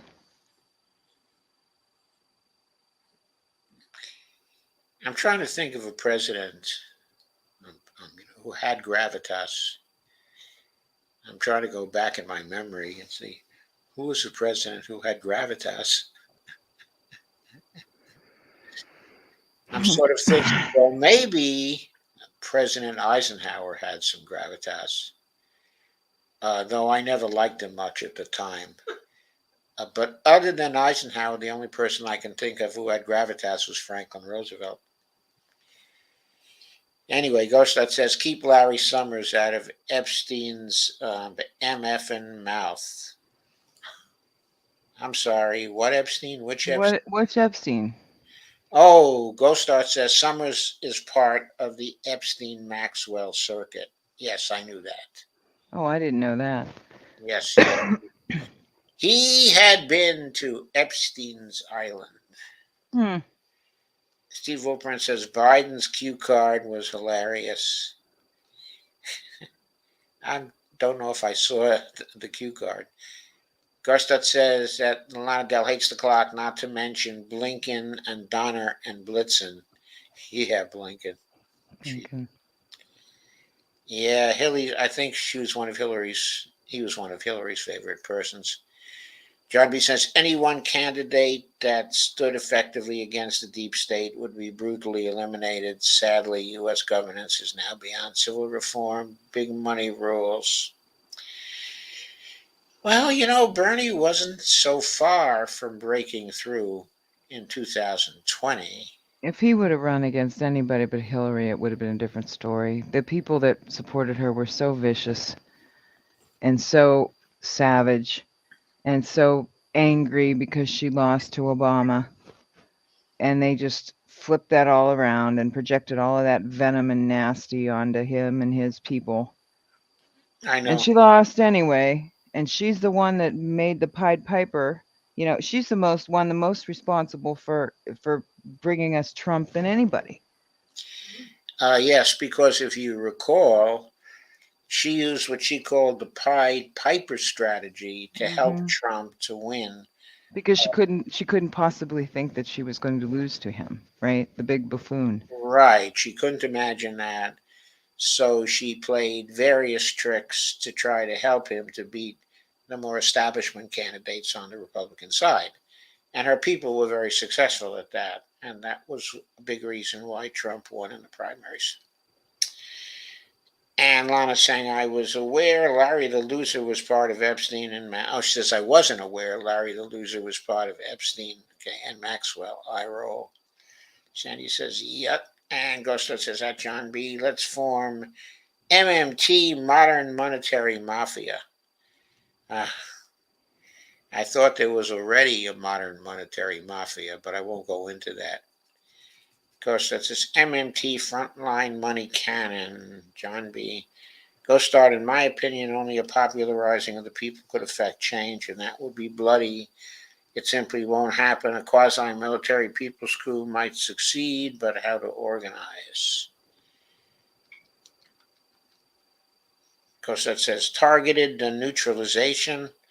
I don't know what that means. Costa says, got to keep the labor uprising moving. Costa says, a nation can't sell what the press won't let it perceive. That's a quote from Julian Assange. Yeah, we're in trouble. Oh, we're so in deep trouble. Right-wing intelligence, the cabal sought UK Home Secretary Priti Patel's help to neutralize environmentalist enemies. Yes, I know.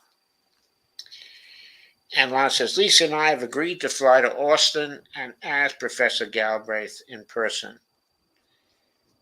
Who else is in? Well, I am certainly in for that, but I just can't fly to Austin. Don't have the money. So I think we just need to keep asking questions and lay the seeds and let people think about it, because who knows, maybe there's someone else in the MMT community who or has the same principles. I mean, he was right when he said we need a Giannis. We do. We need somebody like that. But it would be wonderful if, I mean, if we could just even get someone like Jamie in for one term, where we could actually get things done. But it would take a mass movement because he would need the Congress and the Senate too. absolutely. It does take the convergence of the dumpy incumbents movement, and we can make those two converge. Steve says, I don't think one needs to have children and grandchildren to care about saving the planet. I agree, Steve. I mean, I agree. Yeah, I think that when we were talking on that line, though, we were talking about the older generation that's kind of entrenched in this. This isn't their fight, right? It is, but not really. They're not looking at it from the standpoint of the immediacy of it. It's very, very easy for people who aren't in tune to look at this and say, I just want to enjoy my dinner. I just want to hang out and have fun with the family tonight. I don't want to talk about this, right? And then it never comes up because it's too uncomfortable. It's very scary what's going on right now. I mean, this is fascism, plain and simple. Yes, it is. It's the rise of fascism that we're seeing. And the elements of fascism even in the government we have right now. A lot says, oh, we all need to know who he is. His father was associated, with FDR. He was not just associated with FDR. He was the administrator of the wage and price controls program during the Second World War. He's the one who made it work. Good, MMT back then. Yeah, John Kenneth Galbraith. But James Galbraith is who we are talking about. But please look him up. Yes, he is John Kenneth Galbraith's son. John Kenneth Galbraith was one of the economic advisors to John Kennedy, and he was also John Kennedy's ambassador to India. And he's also a former president of the American Economic Association, and is Speaking of BRICS. and is one of the founders of the institutionalist school, of economics. Probably the most famous institutionalist is John Kenneth Galbraith.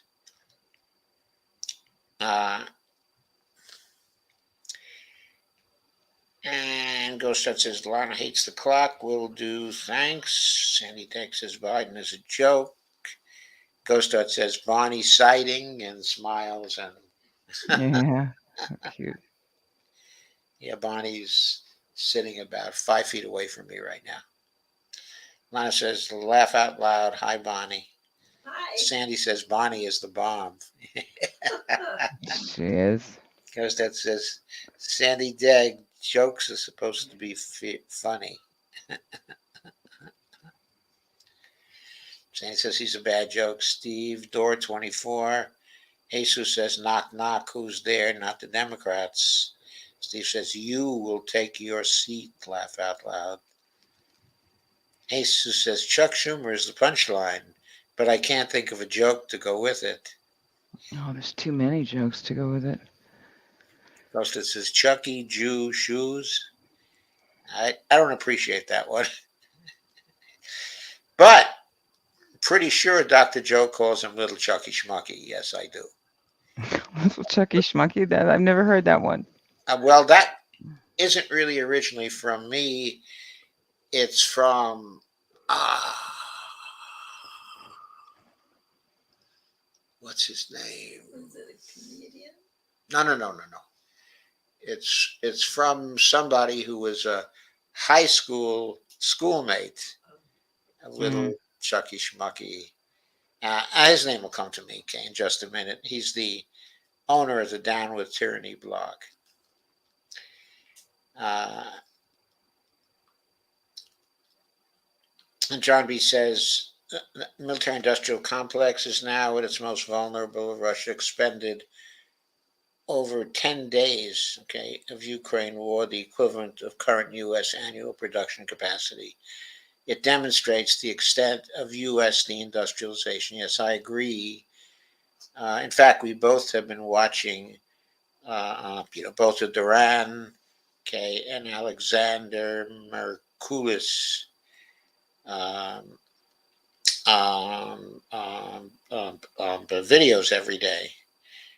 And so we've been learning about the U.S. difficulties in replacing the war material, and the fact that our own stocks, are getting low.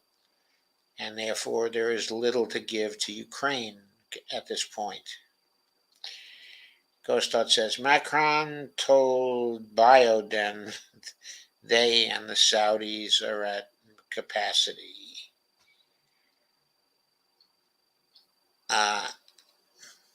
Well, the Saudis are not at capacity, I don't think. They just don't want to produce any more than they're producing right now.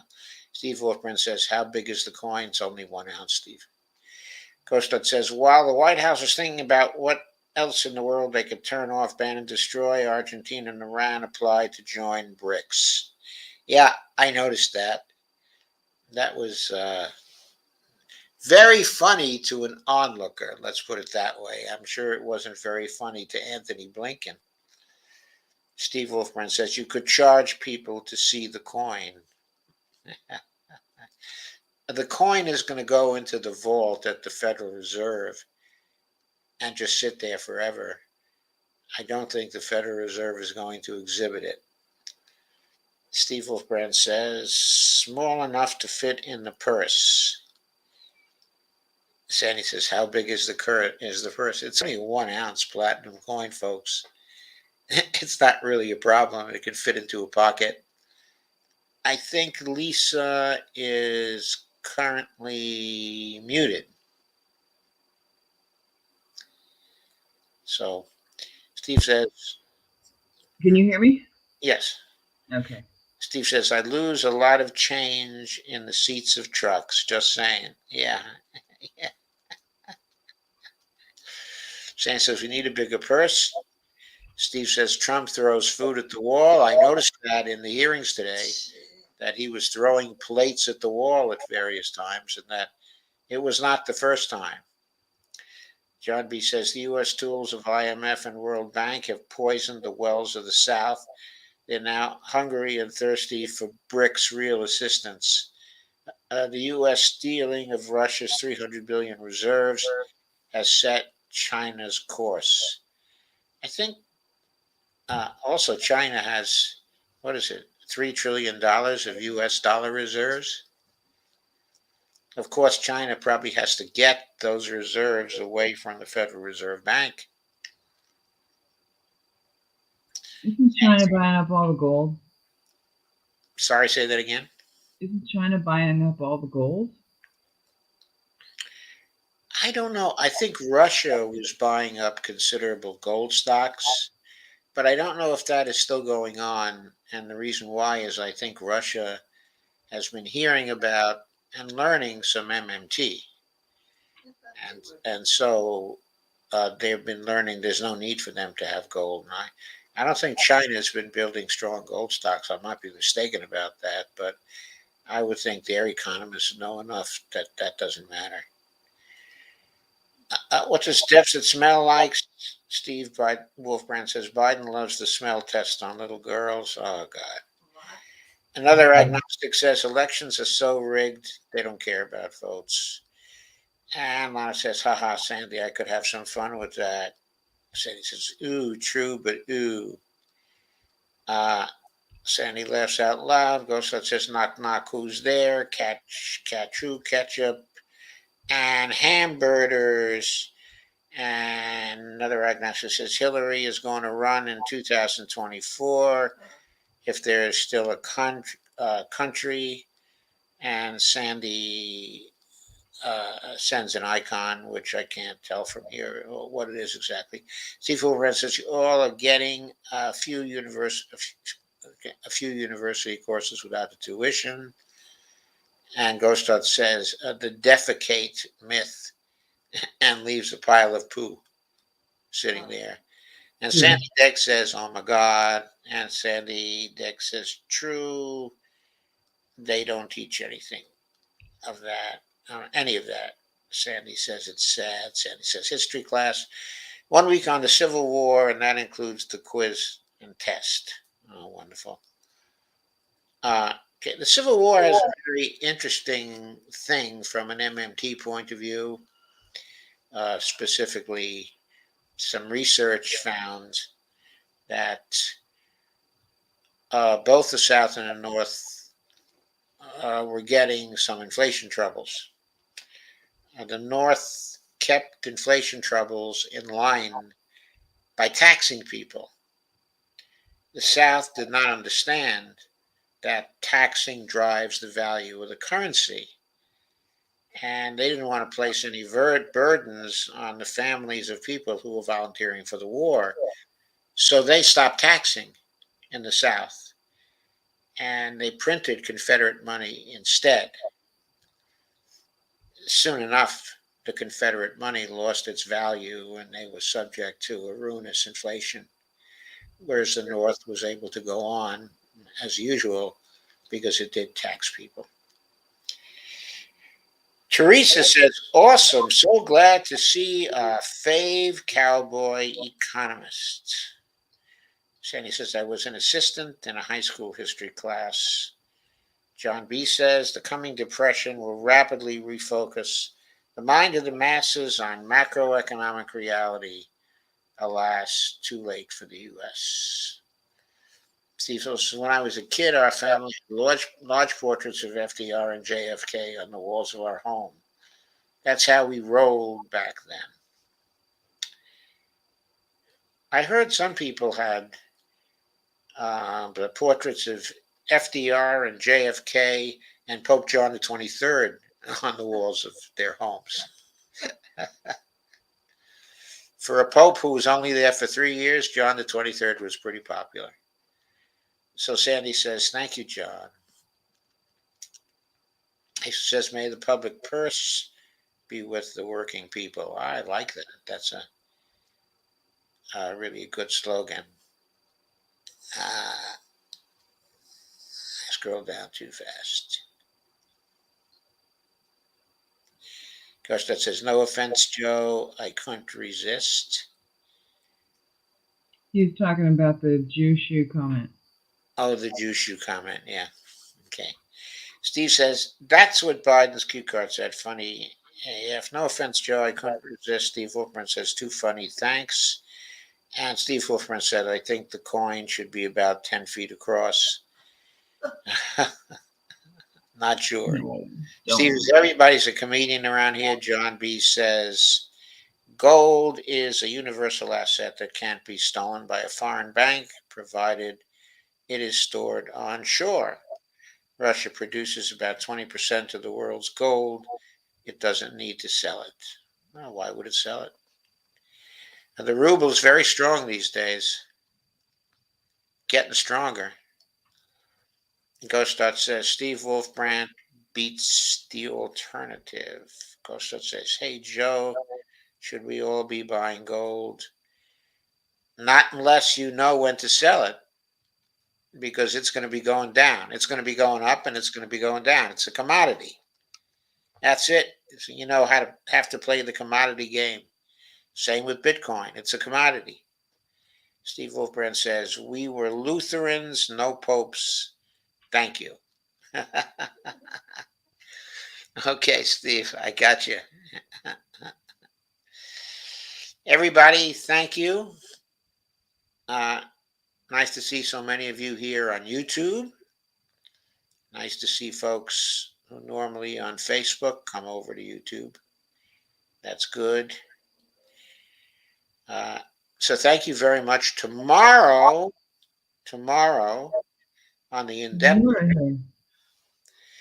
we will be having as our guest the executive director of the Red Berets, Laura Fielding. Yay! And she will be telling us about the whole Washington effort, giving us her perspective on it, and talking about the struggle for Medicare for All. Yeah, we have to talk more about Medicare for All and weave that into Roe. Yep, I think really so. Do. And she'll be talking Roe tomorrow also, I imagine. Yeah, Probably we has. will. You know, we should go through Bernie's bill and see what he's got in there. Because he'll need to amend it. If he amends it, then we'll get it passed. That's what Bernie needs to do. He needs to codify Roe into Medicare for All, and then he'll get it passed. We can get it passed that way. You know, Lisa, I think that's a brilliant idea. That's what he's got to do. The hell with the rest of it. Just Yeah, codify Roe into Medicare for all. We'll get it passed. yeah, get them both passed at once. That would be wonderful. But we have to include the exceptions clause. Yeah, well, we have to include the exceptions clause anyway because this Supreme Court is going to tear everything apart. They are. We just have to strip the jurisdiction of the appellate courts, and the exceptions clause does that. Ghostat says, Steve Wolfbrandt, I'm watch Fee's video from 2 Day Next if no one's live. She looks happy as hell. Fee is happy as hell? What is Fee is happy as hell about? That's a mystery. I've never seen Fee as happy as hell. Sandy says, thank you, Joe, Lisa, Bonnie, and everyone. Thank you, Sandy. Thank you, everybody, for being here tonight. Yes. It's been a tough week for me. I'm not going to lie. President. Yeah, I know it's been a really tough week for you. Yeah. And I'm kind of embarrassed about it, but I'm not going to pretend it's not true. This whole thing was Why? real. Why are you embarrassed about it? I mean, you're entitled. Because I just don't. I have very, very short fuse when it comes to talking about what happened with the Supreme Court. And it's not just about abortion. It's about women being able to thrive in their lives, not being the misogyny that's going to be unleashed because of this ruling. People just don't realize, because we've lived in this world for 50 years where women were able to get abortions and to take care of themselves, and they got credit after, Roe passed and they could get back into the workforce. And part of the reason that these Republicans are doing this is because, they want the women out of the workforce. Let's be honest. They want the damn jobs. They want the control. It's about control. And the fact that the Democrats are pretending there's nothing they can do about it makes them complicit. And I'm just furious about the whole damn thing. And so am I. But it's like, for me, sometimes I wish I just didn't understand healthcare the way that I do, and I didn't understand all of this. But it's not just about whether or not you're going to get an abortion. If that's what women think this is really all about, and they don't have to worry about it because they don't have a plan on getting an abortion, yeah, well, you're narrow-minded, and you're going to find out the hard way. Life is just fundamentally changed. That's a misunderstanding of the situation. It's a politicalization of the situation, so that women, women who aren't real tapped in and tuned in, buy it. It's not what this is. That's not what this is about. Not to mention the number of women that are going to die just because they can't miscarry. I mean, if you can't miscarry in a timely fashion, you're dead. You're dead. That's what happens. Because you've got a rotting corpse in your womb. And sometimes the human body doesn't expel. Yeah, right. And if you're afraid to seek a DNC because you're afraid you're going to go to jail, these laws are in place, then that's when you get people sticking with it too long and dying themselves. And we can't have that. We can't have that going on. We have to get rid of what the court has just done. And they know what they've done. That's the thing. They know what they've done. Yeah, Sam Alito. Do it. But Sam Alito is just a wicked person. He is a wicked person.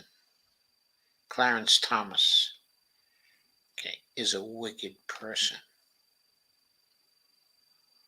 Well, I will go as far as to say that I think they're cultists. Yes, I think they're cultists also. I think the Federalist Society produces It's a cult. cultists. It's a cult. That's It where is a cult. And that's what we have. Okay, are we going to talk about this in a chat this week, a Kerberos Media chat?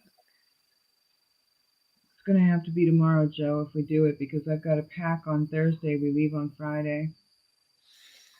Where are you going on Friday? I am going to California for 13 days. And didn't I tell you this? You might have told me some time ago. I might have forgotten that it's going to be now. Yeah, it's coming. So you're going to see your daughter. My son's going to see my daughter. I am going to hang out with my husband's mother's partner. Oh, yes. I remember now. And then we will go down and visit my daughter and my son while they're together. And then I'll be coming back on the 13th to unpack, wash clothes, pack, and then I'll be heading to my dad's for 2 weeks because I'm be taking care of him. And that's just an hour and a half away. I'm not across the country. But yeah, if we could do it tomorrow, that might be a good thing. I think we can do it tomorrow. But if you're ready, yes, I think we can do it tomorrow. I think I'm ready to do it without being beside myself. Okay, so let's find a time and we'll set it up. Okie doke. Okay. I'll be ready. I mean, I'm good in the morning. I know that's probably not a good time for you, though. Well, if it gets too late in the afternoon, I get a little stretched. That's fine. I think I can probably do something about 11 o'clock. Okay, that'll work. You know, but I have to get up early, but that's okay. I can do that. 11 o'clock works. Okay, good. So what we just set up, folks, is a Kerberos Media chat, just a conversation concerning the implications, the meaning, okay, of Roe v. Wade from Lisa's point of view.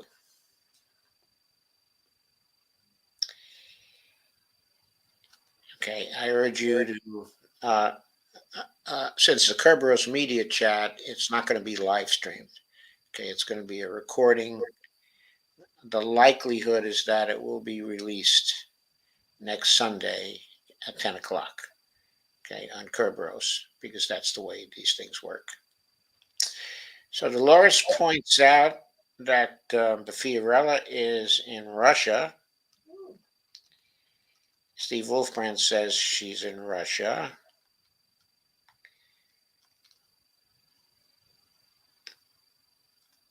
And Steve says she's glowing happiness.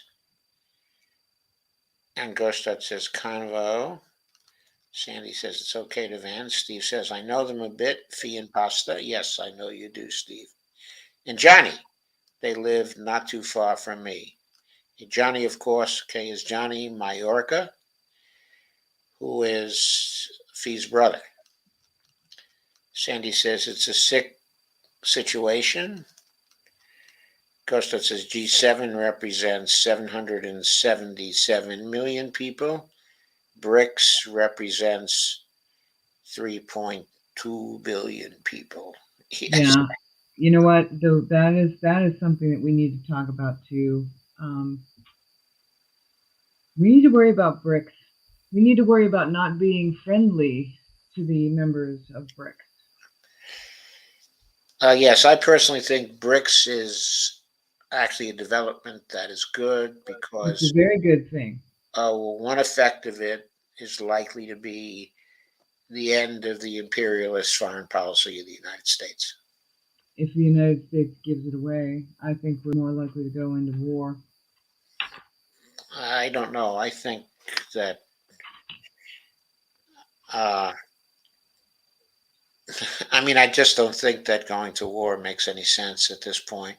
I think there are enough people in the administration who know it, that they're not going to go over to war. In the end, their only choice is to exceed, and and if we enter an economic competition with BRICS, Oh, no. it's going to be good for developing countries, and it's going Yeah, to be but I mean, where are we going to get our resources from, Joe? I mean, we're going to be their enemies. where are we going to get our resources from? Well, if it's an economic competition, Where are we and we're getting not lithium from? trying to stonewall everybody, then the developing nations will set up a competition between ourselves and the Chinese, and I mean that should work to make things better for everybody. China has already got all the developing countries on their side. They have a ton of the developing countries on their side, Yeah, but they do. if there's a competition set up, then okay, I think it's in the interest of the developing countries to just set up a competition and take advantage of both sides, which I think is what they're going to do. You think so? Yeah, I I mean, hope so. it's the incentives are there for that because the best interest, okay, of the developing countries is to take what both sides are willing to give. In other words, Yeah, I just don't trust that the U.S. is going to tolerate that. I don't know. I just think that they're probably going to try and do some. They're going to do something. They're going to try to do something because I just don't see us playing nice. well, maybe we're going to start out by not playing nice, but that's not going to work because what's happening is that if we don't want to play nice, we're going to have the support of the Europeans. And the way the situation is looking right now, I don't think the governments of Europe are going to stick with us No, they're not. because Why would they? they need to have Russian gas in the end. We've really shot ourselves in the foot. That's a materials thing they need. This economic war is ending in defeat for the United States. Okay, and the combined military war and economic war both going to end in grievous defeats for the United States and in a split between Europe and the United States. I don't think the United States can avoid that. Well, and then we go and we make women second-class citizens. I mean, we couldn't be doing things any. We couldn't. It couldn't be any more of a mess. It really couldn't. Yep, I completely agree. Because that says Ron Placone was on with Jeff Epstein today talking about MMT. Yes, I know, but when I was looking at that, on YouTube, they were having loads of buffering problems. I'm not sure Yeah. why, but I just couldn't get it. I mean, every sentence there was a sort of hesitation going on. So I have to check into it later and see if that's gone. Steve says, I made a ton of money on bricks in the aughts. High risk, high reward. Oh, lucky me. Well, the bricks are coming back now. If there's a victory in Brazil for Lula, uh, When is that happening? hmm, When's that happening? I think it's going to be this fall. Uh, so far, the polls are very much in favor of Lula. Of I course, think so. the government there is going to play dirty pool and they're going to be supported by the United States. But I think Lula has beaten them before and that he can beat them again. He's the person to beat them, and I think he will this time. And Dolores says, but let us know ahead of time when the chat will be released. I think these chats are usually released on Sundays, okay, at 10 o'clock. Generally, the release time is determined by Jimmy. Okay, so you want to check with her about it, Dolores. It's in So her. 10 o'clock Eastern. So she's releasing them at 7 on West Pacific. Right? Yes, Pacific. It's at 7. on Sundays. And Laura says tomorrow's good. We need to get the word out. But again, it won't be a live stream. So No, she might be talking about tomorrow night with Laura. tomorrow night with Laura. Yeah. All right. I've already. Oh, I don't know if I completed the scheduling of that. The reason why is that we don't have the Facebook connections yet. I've been trying to get a hold of Shane to get him to fix those connections. He's the only one who can do it because, it's his password. In other words, he has to be signed in. Someone has to be signed in on his accounts. Jimmy can't do that? As far as I know, she can't. It's Shane who has to do that. It's his Facebook accounts. Okay, folks, I'm going to say good night, especially Good night, everybody. if I have to get up a little earlier tomorrow. Joe, we can do it at noon if that's easier for you. Yeah, noon might be a bit easier. Thank you. Do it at noon. An extra hour. Yeah, noon is good. The news program. But anyway, this is going to be a recording, so it doesn't matter when the news program is. It's not a live stream. The news program is on at 1:00, though. So we have an hour. That shouldn't affect, ourselves at all, though. So yeah, 12:00 is a good time tomorrow. But you have to do the news at 1. No, that's Thursday. Oh, good. Okay, good. All right, then let's say goodbye because I end up keep talking and then we'll be here another half hour. Okay. Good night, Bonnie. Good night, everybody. Okay. Good night, Lisa. Good night, everybody. Steve Lorenzo says I get up. It's 4 a.m. That's 7 a.m. That's was it 4 a.m. is 7 a.m. here. Yeah, 7 a.m. here. Right. Oh, what's that name? Okay, folks. See you tomorrow. Oh, I know what it is. Howie Klein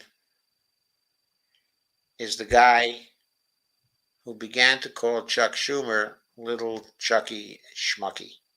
Oh, Howie Klein. Okay. Howie Klein. Good night, everybody. Good night.